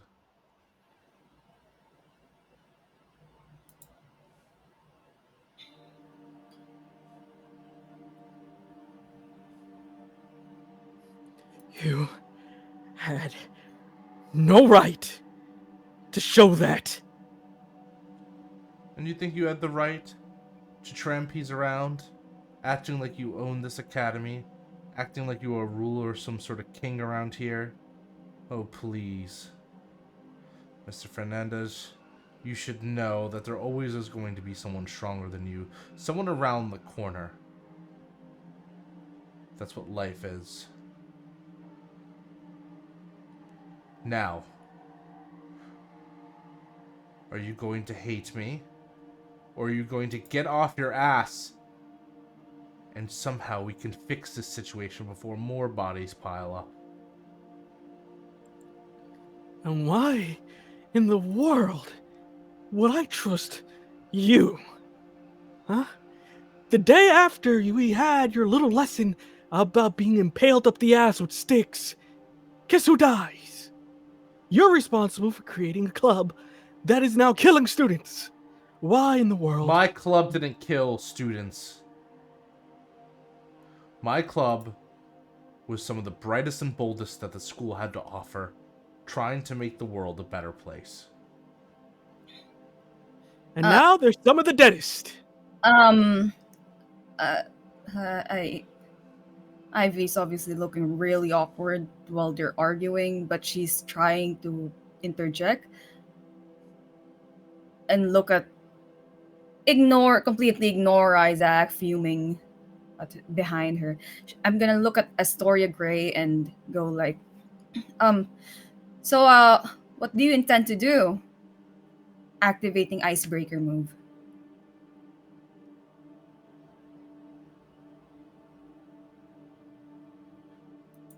I intend to find out who's been directing this evil thing, who's been murdering my students and taking care of them.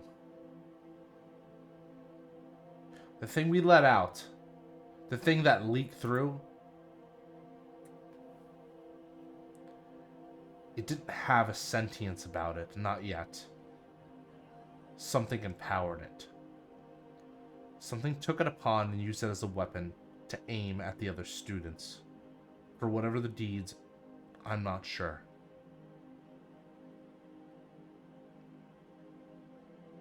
And I, for one, won't stand for this. So we have to gather the remaining.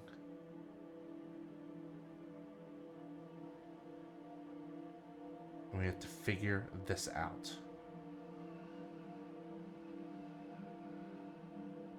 We need to find Samir. We need to find Mercutio, Victoria. Nikki's already with me. Mercutio,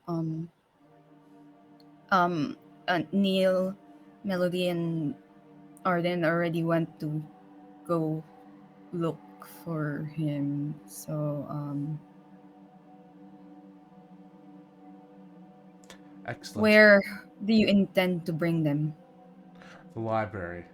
I've warded it up with so many spells that nothing, not even something as powerful, whoever's doing this, can break through. When you find the others, bring them to the library. It is your only safe spot. You are just rounding them all up for easy killing. Nothing can get in, but can they get out from your warding? I understand you have some sort of doubts, but note that at the end of the day, I am still a teacher, and I still will uphold my oath to the school.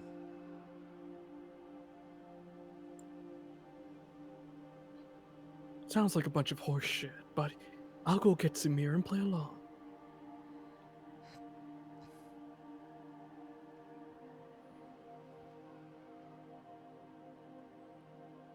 Whoever it is has very strong magic. Enough to cast death curses.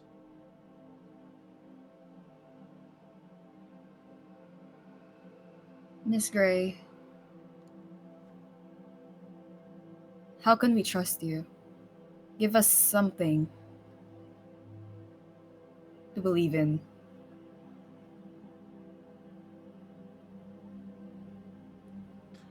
You know, I personally picked you out, Miss Valencia.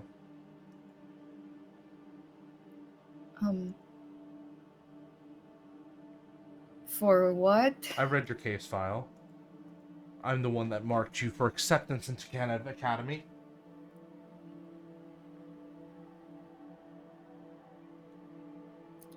They said that you guys don't accept mortal. Why did you accept a mortal like me? You're not immortal. Well, I guess me accepting you was not really the cusp of things. Rather, it was me who negotiated it. You see, someone else really wanted you to come to this academy. Who?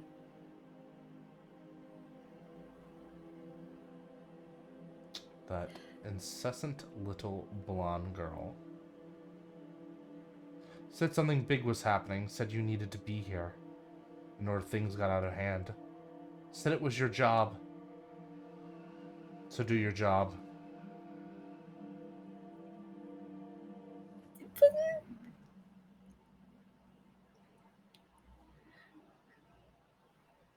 I don't know what job. I guess this figuring out what the murder is. I don't know. No. I. There's so many things that I want to ask, but we don't have the time. Let's gather everyone up. If Isaac's going to go grab Samir, who is left, because it's Victoria, right? I'll go find Victoria. Remember the library as soon as you can. No one else needs to die tonight. Well, Knowing our goddamn luck, let's be honest. We're just racing against time, Isaac.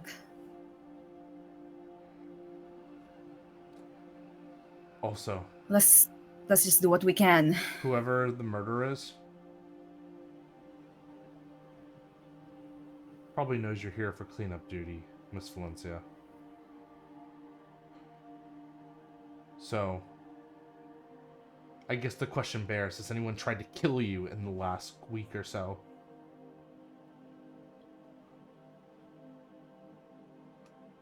Guess it was Not worth a from shot. my knowledge. No, I mean, Arden had the weird kind of obsessive thing happening, but Melody punched them on the face, so I guess it's not exactly. Yeah, I think we're asking the wrong Nothing. question. I don't think we should be looking for who's trying to hurt her. We should be looking who's for who has avoiding. been getting close to her. Or avoiding me. I don't know, rather avoiding. I mean, if you're gonna kill a sheep, you don't want to scare the sheep before you kill it. You want to make sure it's comfortable, safe, that everything's okay. You should take your own advice, Isaac. A discussion for another day.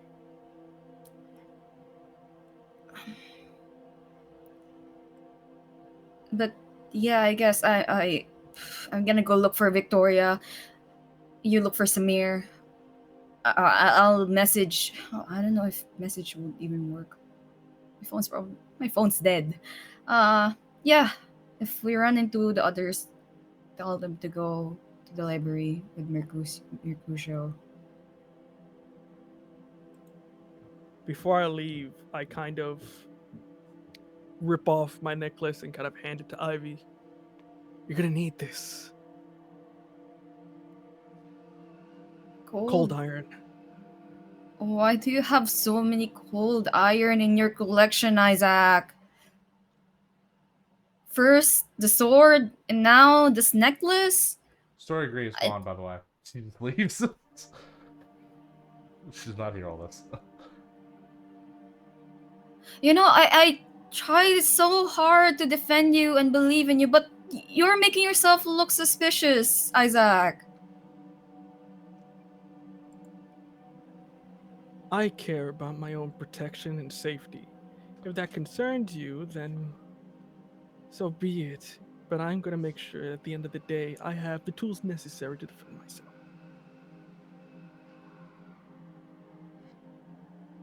Something you should learn, Ivy. I would step right into Isaac's personal space. Ivy's not tall. She's not tall.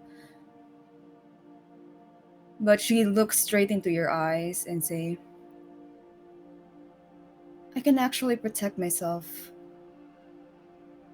Thank you very much. But like you said, in order to get close to the sheep, you need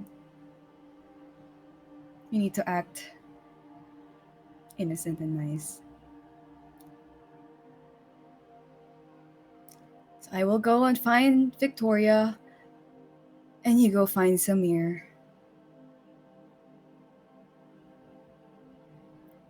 And then I shove his cold iron necklace back to his chest, and then I walk away.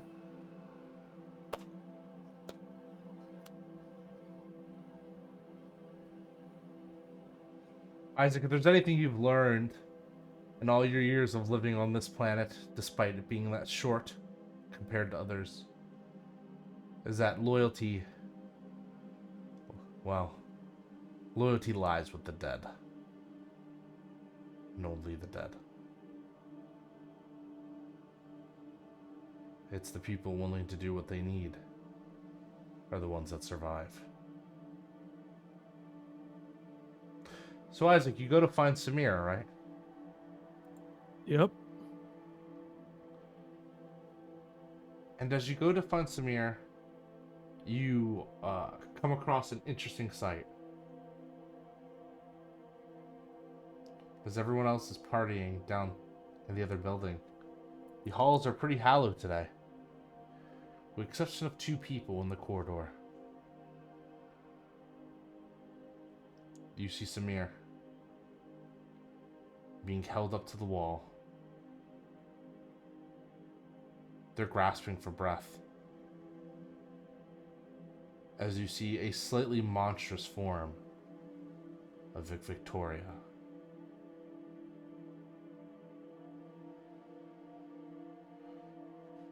Come on, Samir.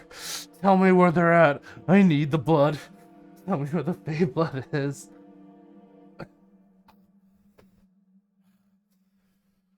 Go to hell. Victoria. And she kind of slams Samir against the wall, causing Samir to cough up blood. They're not looking in good shape. As you come across Isaac, and Victoria turns to you. I'll be with you in just a second. Don't you worry. I feel real fucking alive right about now.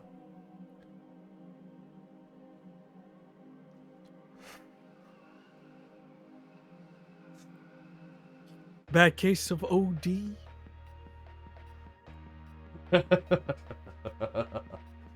Chill out, Isaac. I've already killed someone tonight. Don't turn my body count up to 3, why don't you?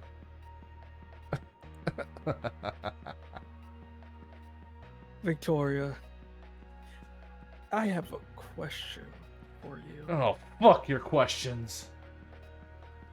I'm gonna use scanners. Yeah, sure. I'm gonna advise you not to fail this one, or it will end badly. Well, 4. As you try to invade her mind, you don't get coherent thought. You get a cacophony of memories and just rage that induces you. Take the condition. One of them. As you feel your mind begin to enthrall a bit under Victoria's control, and Victoria kind of looks at you and snaps her fingers, like almost controlling you like a puppet. Whittle, whittle, Isaac, she says, dropping Samir on the ground and turning to you. And she kind of goes and brushes her teeth against your neck as you're unable to do anything. She nips at it, licking the blood that comes out.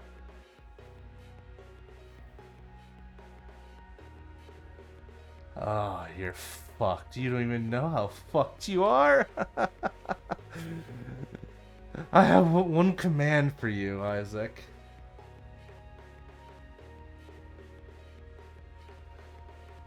I want you to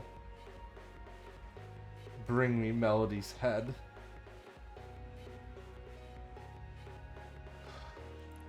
The more blood, the better.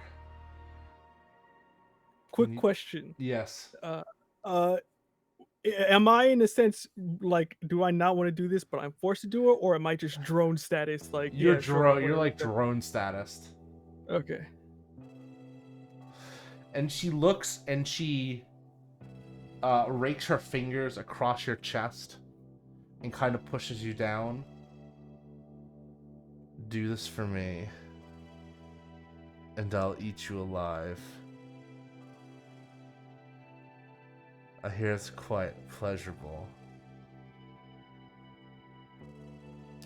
But bring me more of that fey blood, won't you? And forget you ever saw what you saw here. And she snaps her fingers. I usually like to have dinner first, but whatever you say, baby.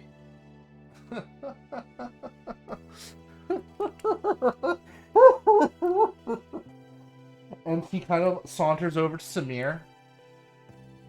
And Isaac, you just start walking down the hall away to where you assume the direction of Melody was when she last left. Samir. And you can hear, you kind of hear Samir looking. Fuck you. Ugh, that blindness of yours is so annoying. You can't even look into my eyes properly. Well, I guess a little snack will do. And the last thing you can hear is the crunch as Victoria sinks her fangs into Samir's neck. Isaac.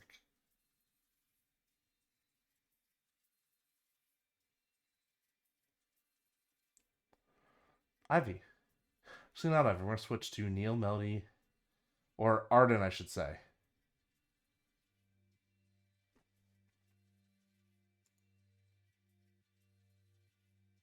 Where are you going, Arden? You're heading towards Victoria, right? Yeah, I'm following Mercutio to Victoria, hopefully. And as you, Victoria, you actually coincide, and you slam into Isaac on his way back. Does he seem out of it, or does he just sort of... He seems perfectly fine. Okay, well, I don't have time to bother with him right now, so I'm just gonna keep running past.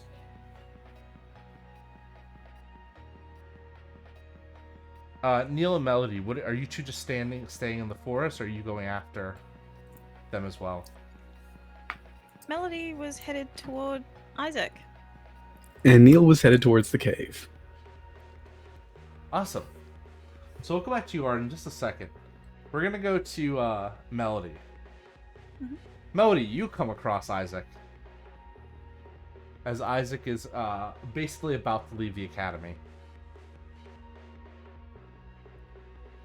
Where are you going? I was actually gonna go look for you. Okay. Yeah, apparently, Samir, he ran out into the forest. He got scared shitless. Okay. We need... Brooke told me not to let you do anything stupid. Well, do you want to come along? I mean, Gray wants us to find everybody that's involved and bring to the library, but we gotta go get Samir. Okay. We gotta find them. Find them. Mm-hmm. I don't even know where to start looking for them, so... I think it was this way. Okay. After you. Yeah. So what have you been up to?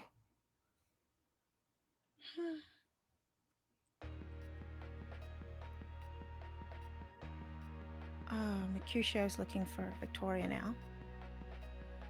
Is that a matter of fact? Why is he doing that?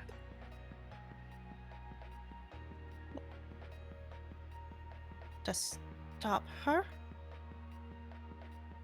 I mean, yeah, that's understandable, but like, why is he specifically like going to her, then we have to deal with like whatever's coming after us first.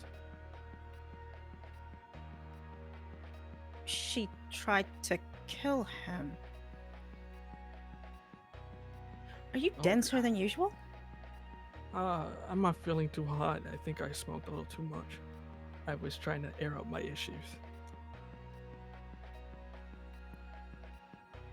Can I gaze into the abyss? Sure. I want to know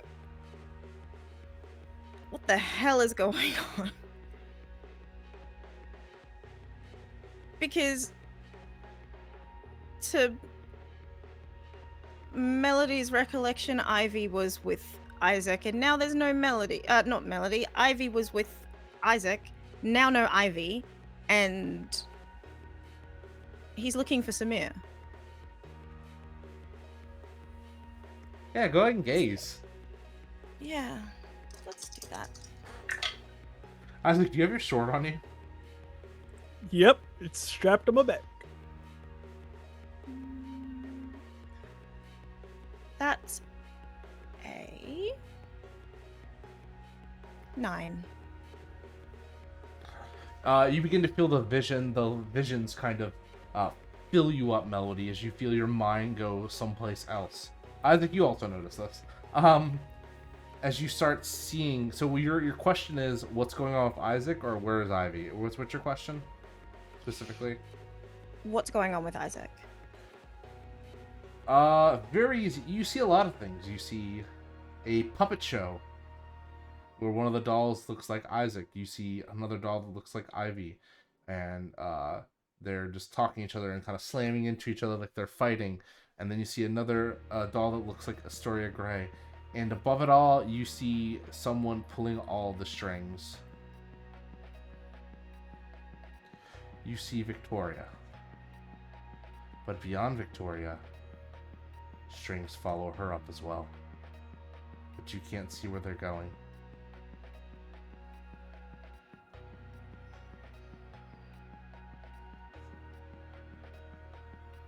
We need to find Victoria.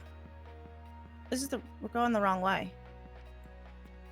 Well, Samir's this way. We gotta find Samir first, and then we can go back and deal with Victoria.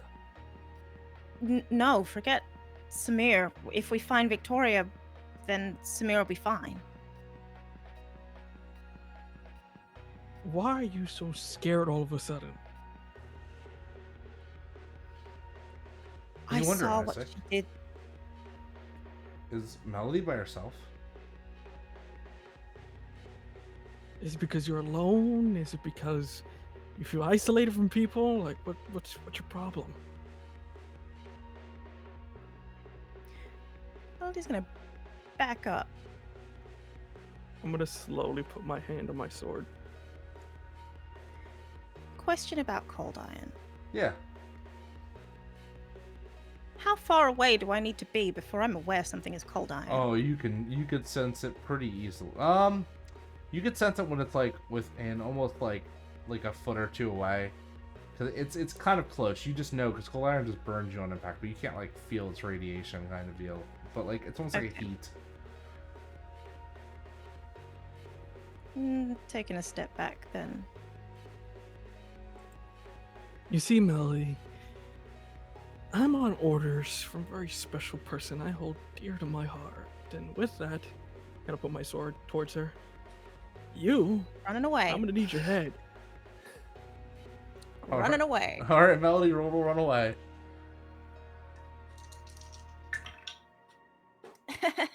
What am I rolling with? Volatile. Oh no, that's a 3. Isaac, Melody stumbles as she tries to get away. With that, I'm gonna lash out physically, I guess, with my sword. Are you gonna invoke its properties? Yes. I don't like the way you said that. What's the condition you're gonna give Melody? I'm gonna give her the conditioned.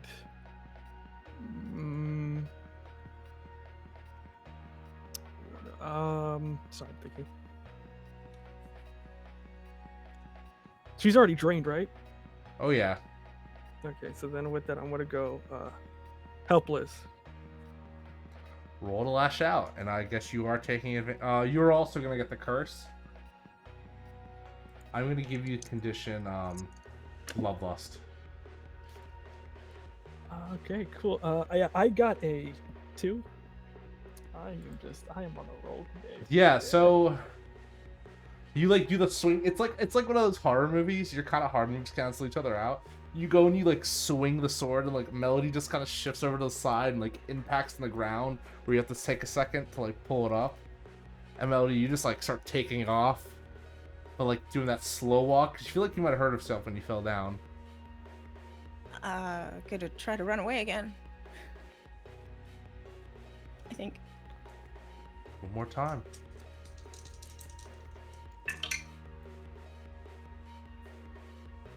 That's an 8 that time. Awesome. So, as per the condition,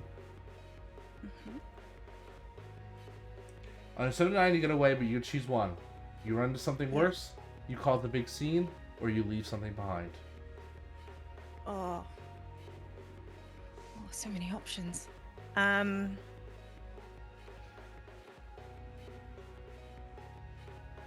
Let's cause a big scene.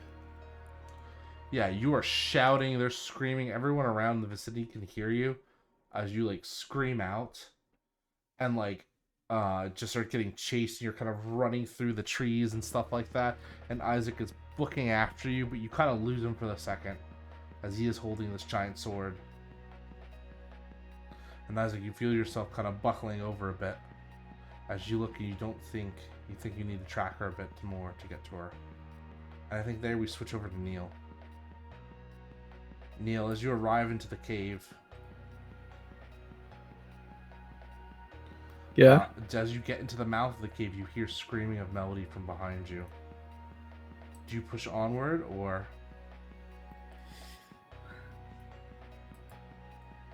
Melody's a capable fae. I push.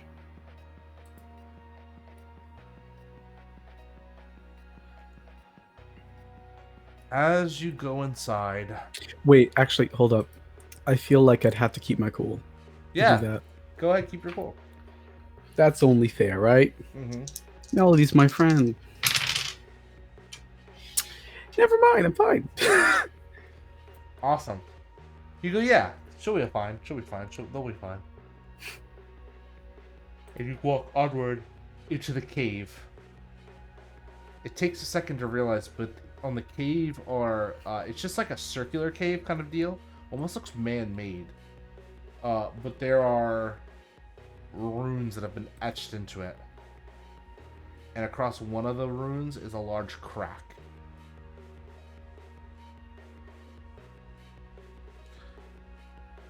And before you, there's another person in the cave. A person who you kind of expected to be here, but also not. As you turn, they go, "Oh, hey, Neal." Did they make eye contact with me? Yes. That's enough. Speaking in a low whisper, staring at them. Let's try and bind this person. I'm literally shaking. My literal in-life body is shaking. You're going to take a -1 to your roll for this. Okay, so I rolled a 10, plus dark is an 11, -1, still a 10.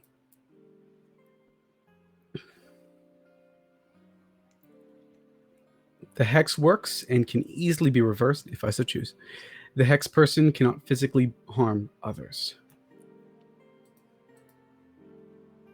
And you see, with their sketchbook, with their nice, impeccable sense of style, you see Kaya.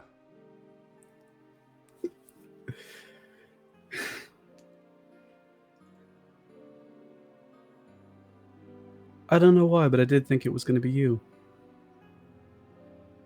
Somehow I knew. The moment I figured out what I was, it had to be a witch, and Astoria Grey was not smart enough or strong enough. That left me, and you, and it wasn't me.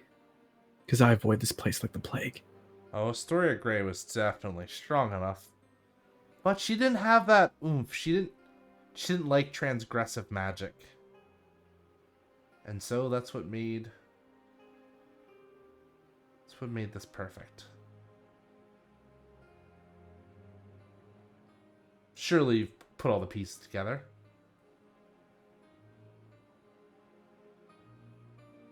A couple. Well then, Go ahead. it's me and you. Monologue. Tell me what you found out, and I'll try to fill in the blanks.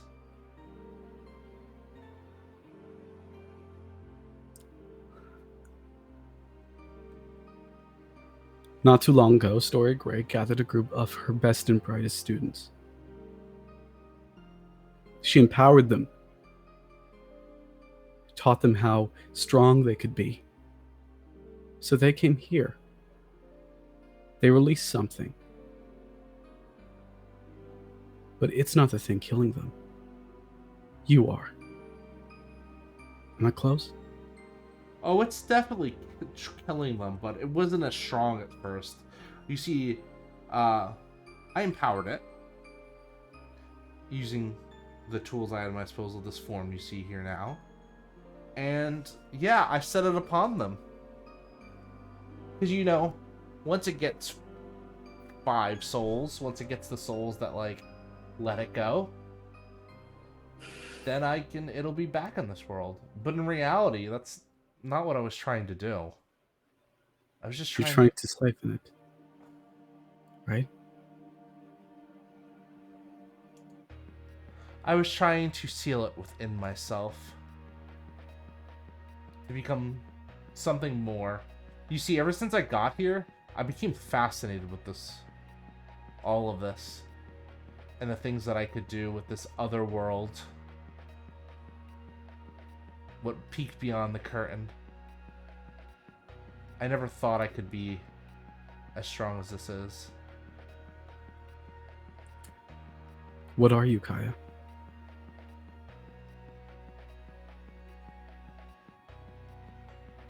I mean, you could tell. Do you really know that? Who knows at this point? Maybe I'm stronger. I'm stronger than a witch. I'm stronger than a magician. I'm stronger than a vampire. I'm stronger than a fae. Maybe I'm a goddess. A god? I don't know. I don't think divine beings really have.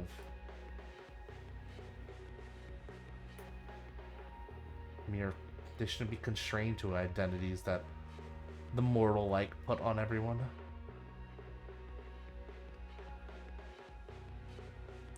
Either way, yes, the puzzles all fit together. You see, killing Lucas was easy. A simple death curse, mixed in with some Phallic attributes. I tried to set Victoria upon everyone, trick her, and she did mostly the job. She caused enough chaos, and her own conniving had the target aimed at her most of the time. So while you all squandered about thinking, oh, it must be Victoria, it must be Victoria, I was able to do this.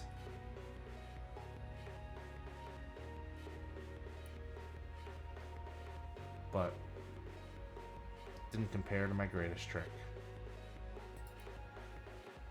And what's that?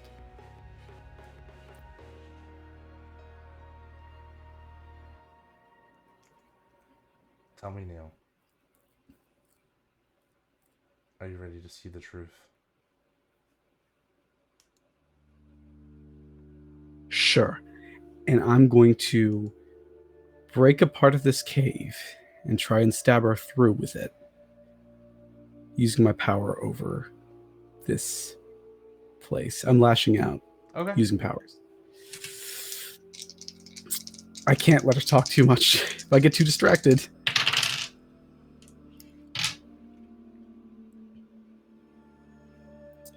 Two 4s plus 2 to 10. The rocks aim straight for her, and you don't think she can dodge them until you see the shadowy essence kind of spread from her hand, from her, like, not from her hands, for her feet, and kind of coalesce, almost like another humanoid in front of her, and it catches it. The rock shattering and causing her to shield herself. She takes a step back as you watch a cut open up on her arm, but nothing. She's still bound. I don't think she can protect her face. She's still not going to die, but Is she okay? She's bound completely. I thought she couldn't hurt anyone. That's specifically what it was. oh well. You're right. It's specifically she can't hurt anyone. You're free to interpret that. So she gets a little cut up.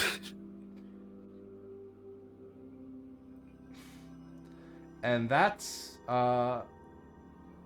because I really want to leave this for the very last bit.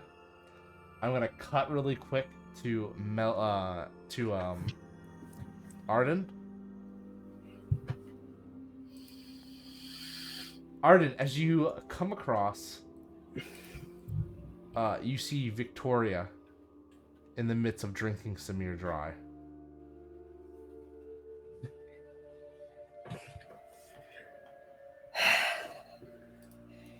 So, I could go either way on this. Noordin Ali, you need me to keep Samir alive?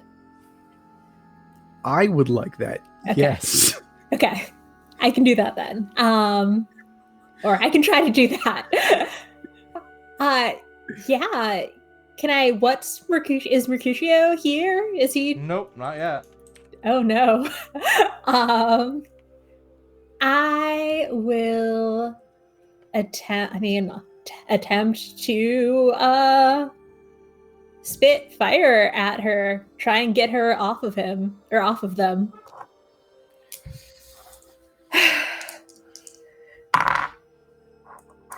Arden Ooh. speaks Yeah. out his mixtape as fire. That is a 10 still. So Ooh, okay. Do 1 harm to your target and they must keep their cool. You watch as the fire expels from your body in full glory as you feel your wings begin to rip through your jacket.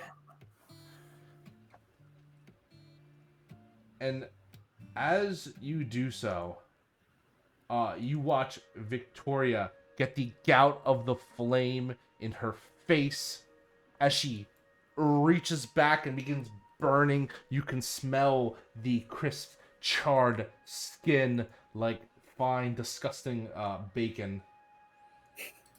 As she screams and what the ah!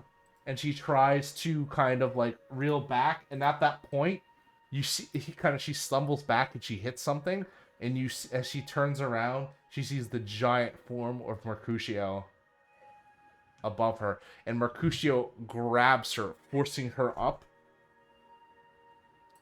and she kind of struggles back, and they both go to the floor, and Mercutio looks at you and goes, "Hold her down!" Yikes, not my strong suit, but I will do my best, I guess. And as you see Mercutio in a kind of a lapse of his kind of rage, goes, "Have you seen that movie Godzilla?" And he takes his hands and forces them into Victoria's mouth, who's just like trying to get away, and begins to pull her jaw apart, opening her mouth. "Fire is a true vampire's weakness, and you have transgressed far too long, Miss Swan. Do it! Do it now!" Yeah, we need to keep her alive. Still, "No, we we still don't! need her. She's dangerous! She's a beast! Ripping her apart won't do anything. She'll just she'll stitch herself back together. Do it, Arden!" calm down. Is this what She tried to fucking Melody- kill me. She just tried to kill Samir. Melody just about died to keep you here? Do you really want to go against what she wants And in if this? if we don't kill Victoria, I'm not going to last here. Neither is Melody. Rip her apart, and while she's apart, we can use her. We don't need to kill her right now. You need to listen to what I'm telling you. Can I attempt to shut him down? Yeah, sure. That is a 12. What condition would you like to give? Can I give him obedient just so that Sure. He winces for a bit and goes, "We'll do this your way," and he just rips Victoria in two. Her legs flying in one place, the black blood just painting the hallways, her torso in another, and grabs and just with his great strength rip ends her head off of her. And Victoria's just snapping onto Mercutio, even as just this disembodied head. Yikes. And he just is like bashing it until it finally goes still. And it looks like Victoria is out like a light. I'm gonna rush over to Samir and just see if I can do anything to help. He is breathing heavily. He looks hurt, but he's stabilized. Or they're stabilized. Okay. We need to... What is... It doesn't matter.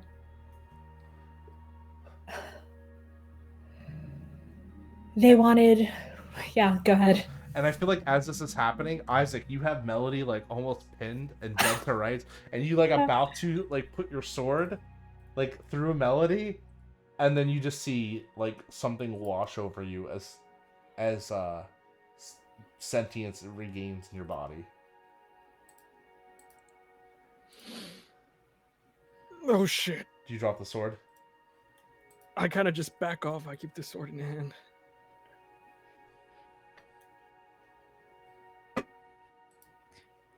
Running away? Yeah, you don't have to roll. You could just run away. Yeah. Yeah. Doing that. Are you running towards the cave or towards the school? You decide. Run Surprise me. towards the cave. Okie doke. Doing that.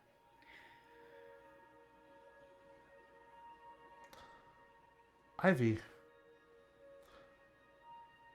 You hear you were looking for Victoria this whole time. And instead you come upon a room where you hear weird noises coming from, like something is shuffling around, like banging and trying to get out. It's Kaya's room. What? I kind of knock awkwardly, like, and then call out Kaya before I open it. Repeated banging as like even faster as you. I'm gonna open it. It's Kaya's room, all right. All the witchy attire and like tapestries are hung, all the makeup, all the clothes. You see several books scattered about, like someone had a serious raging moment in this room, and you hear the banging from the closet. I grab a lamp, probably one of bedside lamp, and then as much as I talk bravery with Isaac earlier, Ivy's really scared. She's just like holding the lamp and then trying to like open the closet, unlatch it and then open it. Ivy, no, Rina, what do you expect to find in here? I expect Oh no. I expect Kaya's roommate in there. So funny enough, me casually looking up Kaya's roommate because I might have totally forgot who it was. It would be Nikki, yes. But you don't see Nikki. You don't see Victoria. But you see chained up, kind of beaten and bruised, and with duct tape over their mouth. You see Kaya. Oh my god! I remove the tape over her mouth, and then try to remove the chains. Oh my god, Kaya, who did this?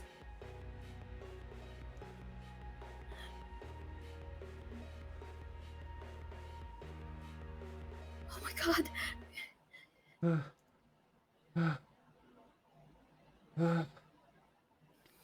The greatest trick. And time What? begins to slow down as we cut back to Neal as Melody begins to walk in, and we see the binding of your curse, Neal, fade away as the rock chips Kaya's skin, and you can see something glowing underneath. And then Kaya looks at you, Neal, and goes,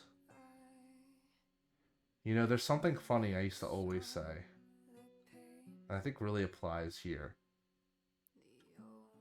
As Kaya grabs her skin from that point and begins to tear it off like a mask. The greatest trick the devil ever pulled was convincing everybody he didn't exist.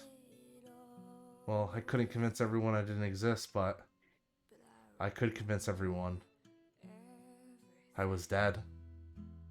As facing you in Kaya's skin is Yone, or Yoni.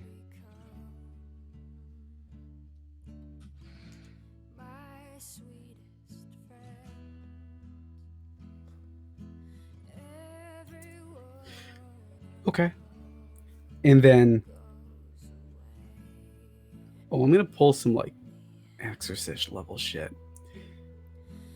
I'm gonna try and lash out physically one more time using my powers, but this time I'm not handling anything external.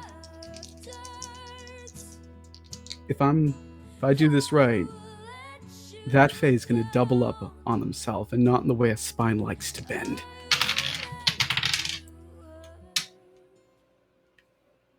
Two 5s plus my dark of +1. You see 11. Yoni begin to descend, and they resist, trying to hold the magic within themselves as the Kaya suit begins to break off.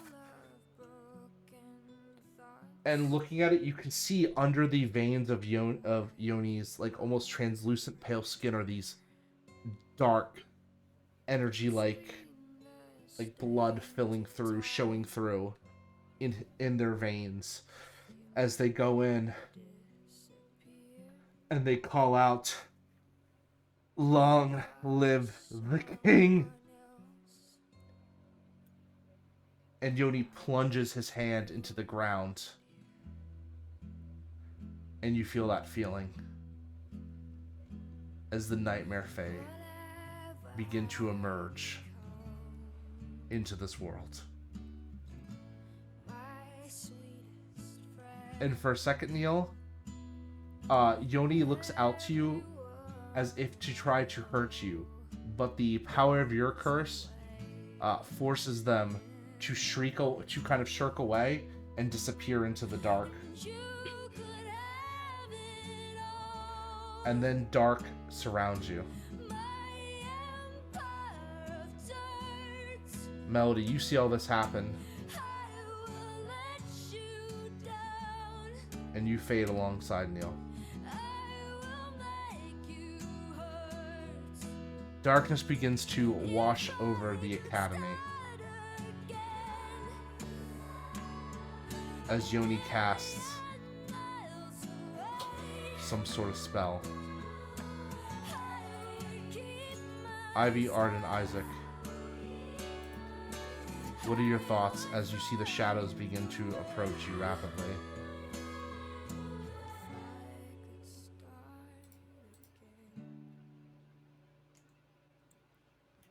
I feel failure.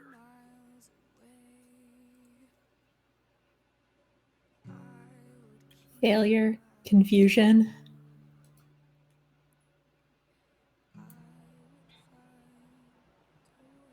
I feel an overwhelming sense of bringing justice to this thing.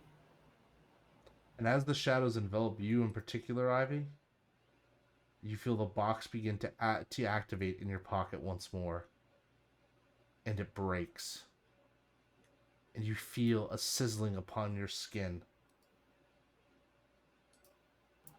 What? As it begins to spread across you like an armor.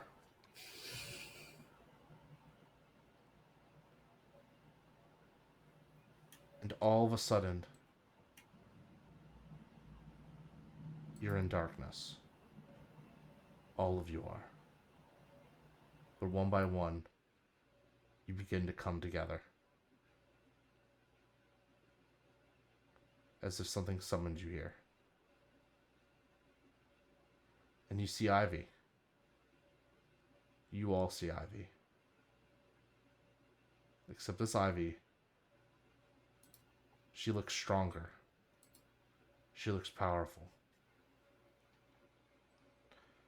Clad in new clothing. Almost like some sort of warrior's garb in black. And wielding that oversized katana again, Ivy. You've emerged. And now, there's someone else here with you. With Neal, with Melody, with Arden, with Isaac. You see the blonde girl, Arden, from before.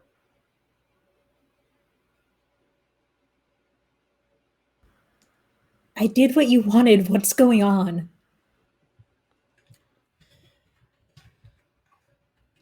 The blonde girl turns to Neal and Melody. Care to explain?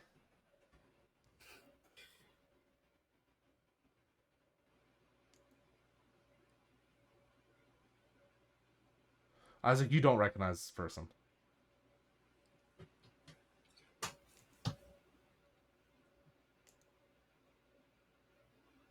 Yoni.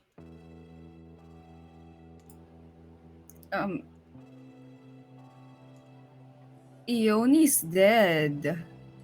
No. Well, now? Don't know. And Not then.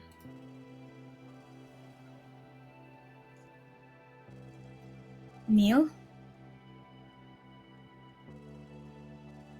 What? What happened? I found Kaya in the closet. It's like Chained Melody up. said. We were all fooled. There was no way to rescue the school.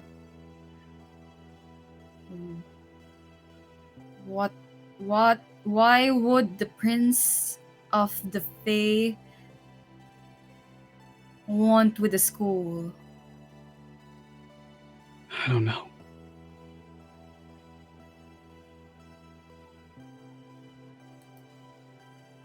I turned to the blonde girl. Hi, Ivy. Hello. you don't- You know me, but I don't know who you are. Yeah, you don't remember me as much. I'm sorry. We've known each other. Yeah. I've known you longer than you've known me. But she looks like a kid, right? Mm-hmm. Yeah, you're a kid. What?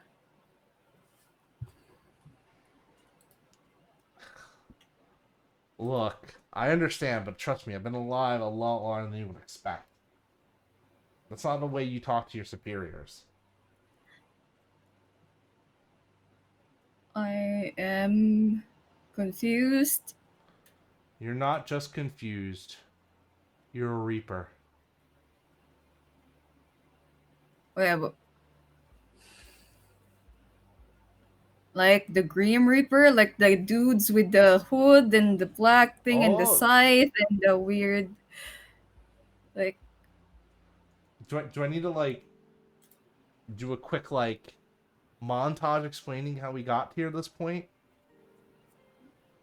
Oh my uh, god. good. You ever notice that like bad stuff always happen around you? Yeah, Yeah, that's because because I'm unlucky. no, that's because reapers are just straight up disaster conduits. They draw bad stuff to them. It makes their job easier. So yeah, you being bad luck is like actually like a skill you have. How do you think how do you think we always manage to run into the baddies? It's because we're cursed like that. Also, unfortunately, made stuff around your family intense. It sucked. But we needed, we really wanted to ease them off you a little bit more before we sent you somewhere. But, well, this shit was going on with the school. We didn't know exactly what, but we knew something bad was coming. Like I told you before, Arden. And so we had to accelerate a little bit. Cause a fight here, cause a fight there. Get you sent to this academy early. You were the reason why there's so many fights suddenly breaking out within my family. No, that's them at the end of the day. We just manipulated the circumstances. And it's also you, too, being what you are. But don't worry. They're happier now, but... And they still love you, obviously. They can't change that. You can't change true love. But it's like when a kid... Indeed, as I give a look at Isaac. Oh. Yeah, that's... Girl, you're in college. I don't know if that's what true love really is, to be honest, but whatever. You do you, I guess. Also, he's got a lot of emotional baggage. I didn't mean anything. I mean, can we get back into topic, please? By the way, and she turns to Isaac, I know what you're planning. You shouldn't do it. It will really end badly for all of us involved.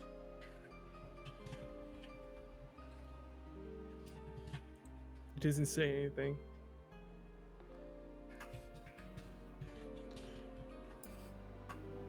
And you, and she turns to Neal, I definitely need to address you eventually, but this is not the time nor the place. So we'll table this for now. And then turns back to Ivy.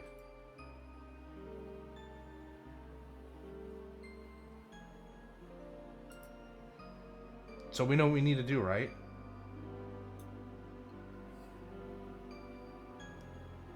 We stop Yoni.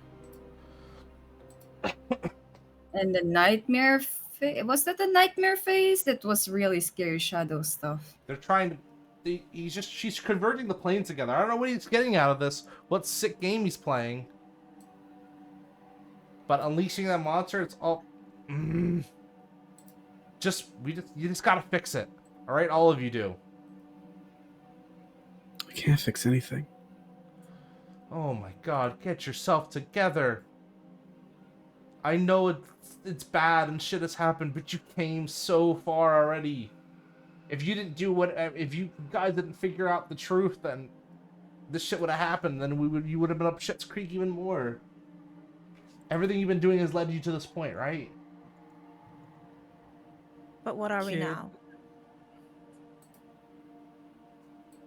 I don't know. Where are we? Where are we? We're like an in-between realm. I'll get you back out soon, but Gehenna Academy isn't the same as you remember. It's been twisted.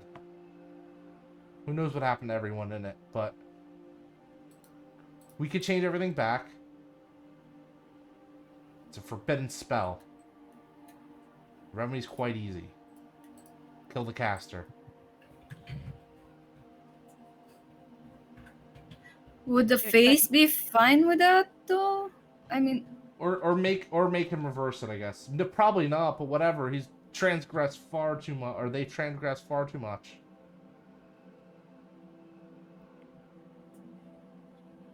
So you want me to kill a member of Fey royalty? It's either that or you all perish within this realm. So what's gonna be? You gonna die for your prince?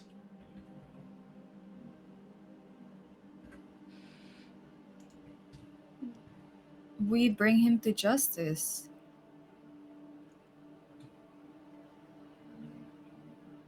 Why can't we just bring him to justice?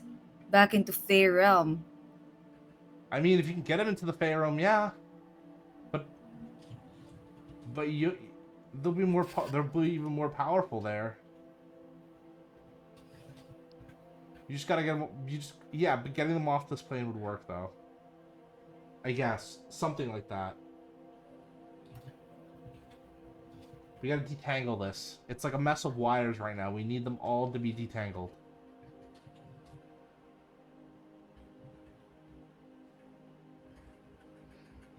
So where do we start? Fuck if I know. I'm just a handy-dandy communication illusion. Back from a desk at headquarters. Ivy, I wouldn't choose you for this if this... I know you have it in you. You always have. You always will. You sound like I've been doing this, or you've seen me do this thing. I don't know. That's What a you story want? for another day, okay? But we don't have time to get in this. Your friends, some of them are pretty cool. Especially that one. And she points to Neal. Yeah. Yeah. Neal's a really, really great friend of mine. But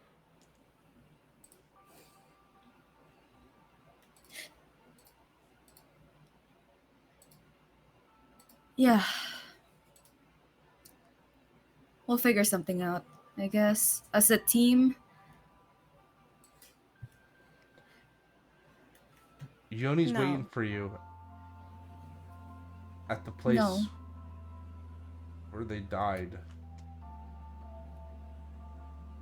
At the astrology tower. Yeah.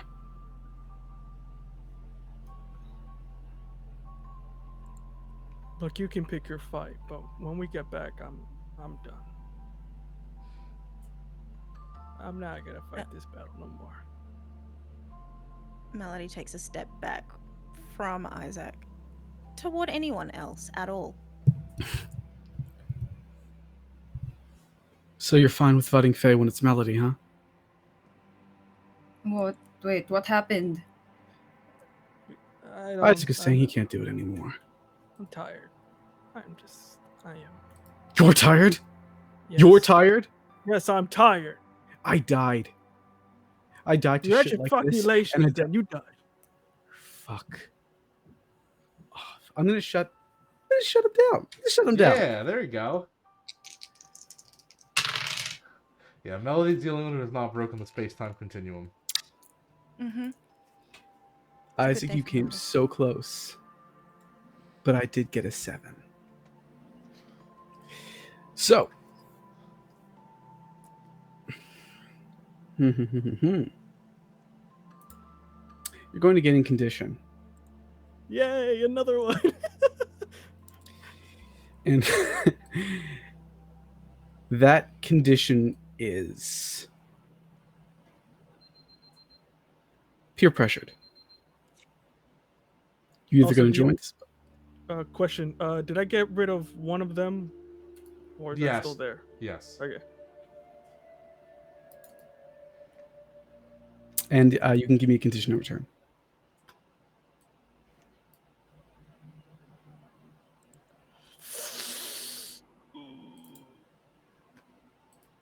Hopeless.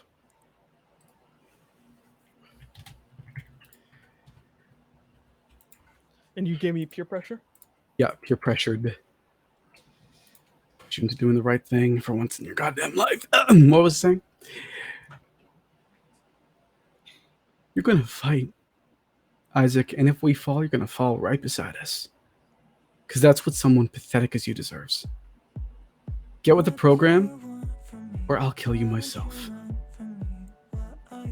You know, me and my sword would disagree with that. Doesn't matter what you think. Doesn't matter if you disagree. I'm a lot more terrifying.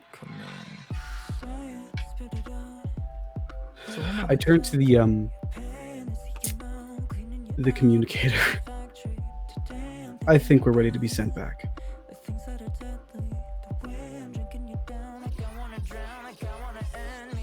A lot more people will die if y'all don't get this right. I'm sorry to put it on you, but that's just how it is.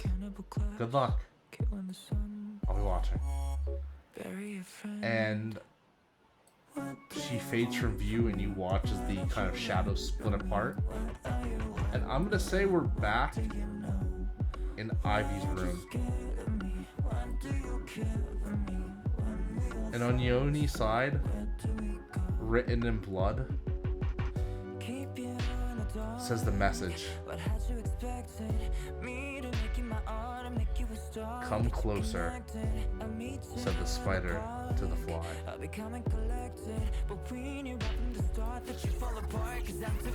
What is everyone thinking in their head right now?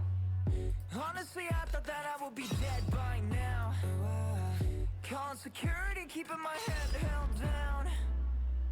Bury the hatchet to bury a friend right now. Isaac feels like he's just done, tired, and just done with it all. Arden is not a fly.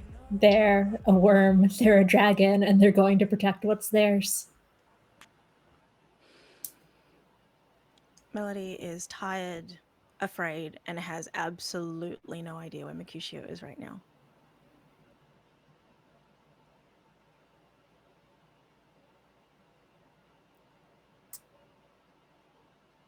Neal just thinks, I've already failed.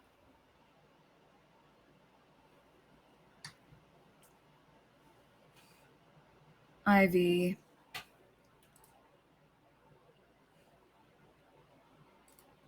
Just wants to rally everyone together because we can't do this alone. We have to fight together.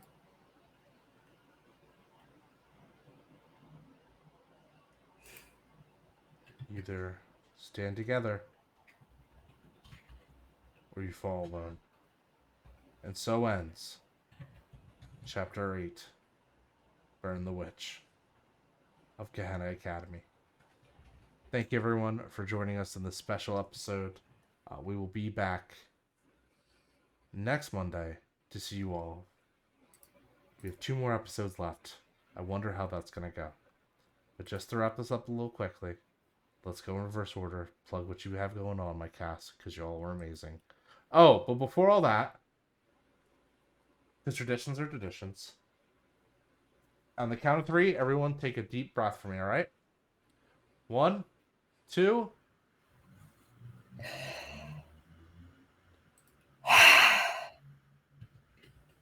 And the game is over.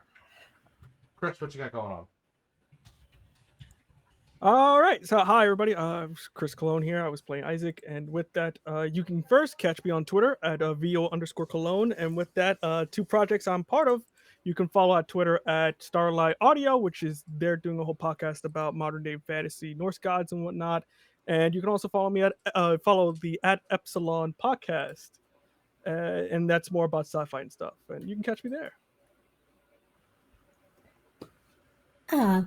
Hi, y'all. I'm Alyssa. You can find me on Twitter at A Disaster Queer and also on the podcast Anamamagiri, which is a City of Mist's actual play. Hey, I am Shauntelle B. You can find me on Twitter at Shauntelle B. You can find all of the things that I've been writing about Melody over on my website, wordswithcolor.com. You can find me on Wednesday at 7:30 no, wait, times, sorry. 8 p.m. Eastern, playing Unlawful Disorder, which is an open legend game. You can also find VODs on my link tree to the Monsterhearts game that I am running over at NE_actor, because we play at very random times, but our last session was 5 hours and it's a mess. It's a big old mess and it's a very fun mess. Hi, my name is Noordin Ali Kadir. My pronouns are he, him, and today I played Neal the Ghost. I'm saying this because I miss the intros. But if you want to follow me, you can do so at Werewolf Feels. You can also find the link to my card there. You can see all the little projects I'm working on that I am willing and able to announce, because there is more on the way.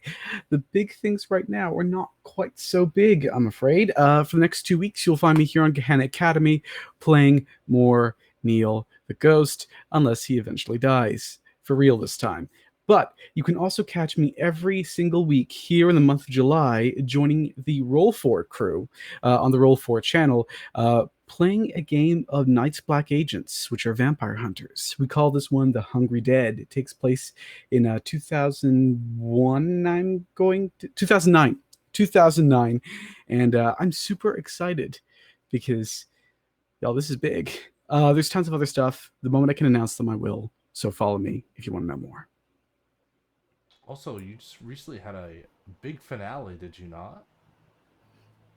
Did I? For, Oh, yes! Missing Any Lee is done. If you want to listen to the whole of Missing Any Lee, which was another Gumshoe game, Fear Itself, you can listen to it wherever good podcasts are found. There's 2 arcs. You listen to them in succession. And if you follow at Salty Sweet Games on Twitter, you'll see a big tweet out. We're asking for questions from our audience. So if you have questions for the cast and crew, do let us know. We will do our best to address them. We're meeting very soon, so get them in soon. I cannot stress it enough that Missing Any Lee is such a great podcast, and definitely should be something that you immediately listen to whenever possible. And then last but certainly never least, Rina. Hello, everyone. I am Rina. I am a variety streamer over at _overlord. We are running Vampire the Masquerade game over there, an actual play called Call of the Abyss. I am playing a Scarlet Leon, and it is streaming every Tuesday, 7 p.m. PST. I don't really have much going on right now aside from random gaming stuff every now and then. But on Friday, which is probably Tuesday for most of you over the other side of the world, I'm gonna be celebrating my birthday on stream. So if you guys want to just drop by and say hi, I mean, I'd be pretty much drunk and playing stuff. Yeah, it'll be fun. Rina is also taking applications for dedicated healers for her Final Fantasy XIV experience. So if you know anyone on the Atmos server that is a good healer, please apply here. Hi. Yeah, I am a tank. I need my healer. Please. But that, I guess that leaves me. Hi, everyone. I was your storyteller, Nick Francia. My pronouns are he, him. You can find me at Nobleman Nick and pretty much anywhere else, most on Instagram. But that's more of my personal stuff. But if you want to follow that, you're sure to as well. Other stuff that Gehenna's got going on, we have our Dark Ages game. Stuff that I have going on. Well, yeah, there's a lot of cool, interesting streams I get to talk about. So first things first, after Gehenna Academy, I am planning a 3-part mini horror series that I will be recruiting for very soon. I can't reveal exactly what it is yet until I get the final sign off on it, but it should be a lot of fun and very, very horrifying, especially if you like a certain horror storyteller. It'll harken back to mind.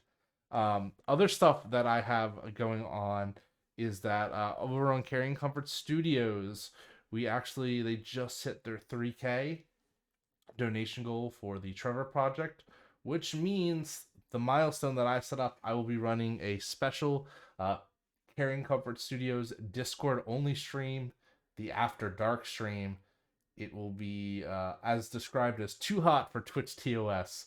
So a lot more heavy in the violence and sexual themes. I am going to be running Kult. I'm not going to announce exactly what I'm running just yet, but it is going to be a doozy once I find people who are going to be totally okay with that, because we got to hammer the safety tools to hell and back to make sure that this is somewhat watchable. But yeah, that I got going on for me as well. I'm also happy to announce I'm going to be doing a co-op stream of Dead Space 3 with my good friend, Brother Wes, over on Carrying Comfort as well one of these days. We were just talking about the logistics today, so you're going to see me and someone who's like one of my best friends just chill out and stream and have a good time, and probably also get drunk. And probably, hopefully not too overtly, because I did that once on his stream, and I shouldn't do that again. And then, yeah, other than that, I have a lot more stuff coming. Some Saturday Night One-Shots that'll be coming in soon that I just can't yet announce. But yeah, just keep subscribed, keep notified on either Nolan, Nick, and Gehenna Gaming as well. And make sure Friday you check out Dark Ages, because that's some great shit. And I think with that, I've been rambling on for far too long. We're just over 3 hours.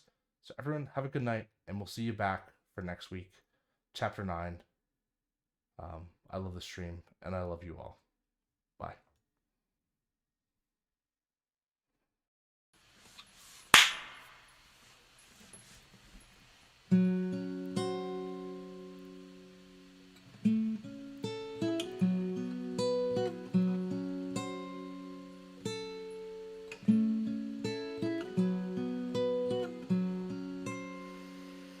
I hurt myself today to see if I still feel. I focus on the pain, the only thing that's real. The needle tears a hole, that old familiar sting. Try to kill it all away, but I remember everything.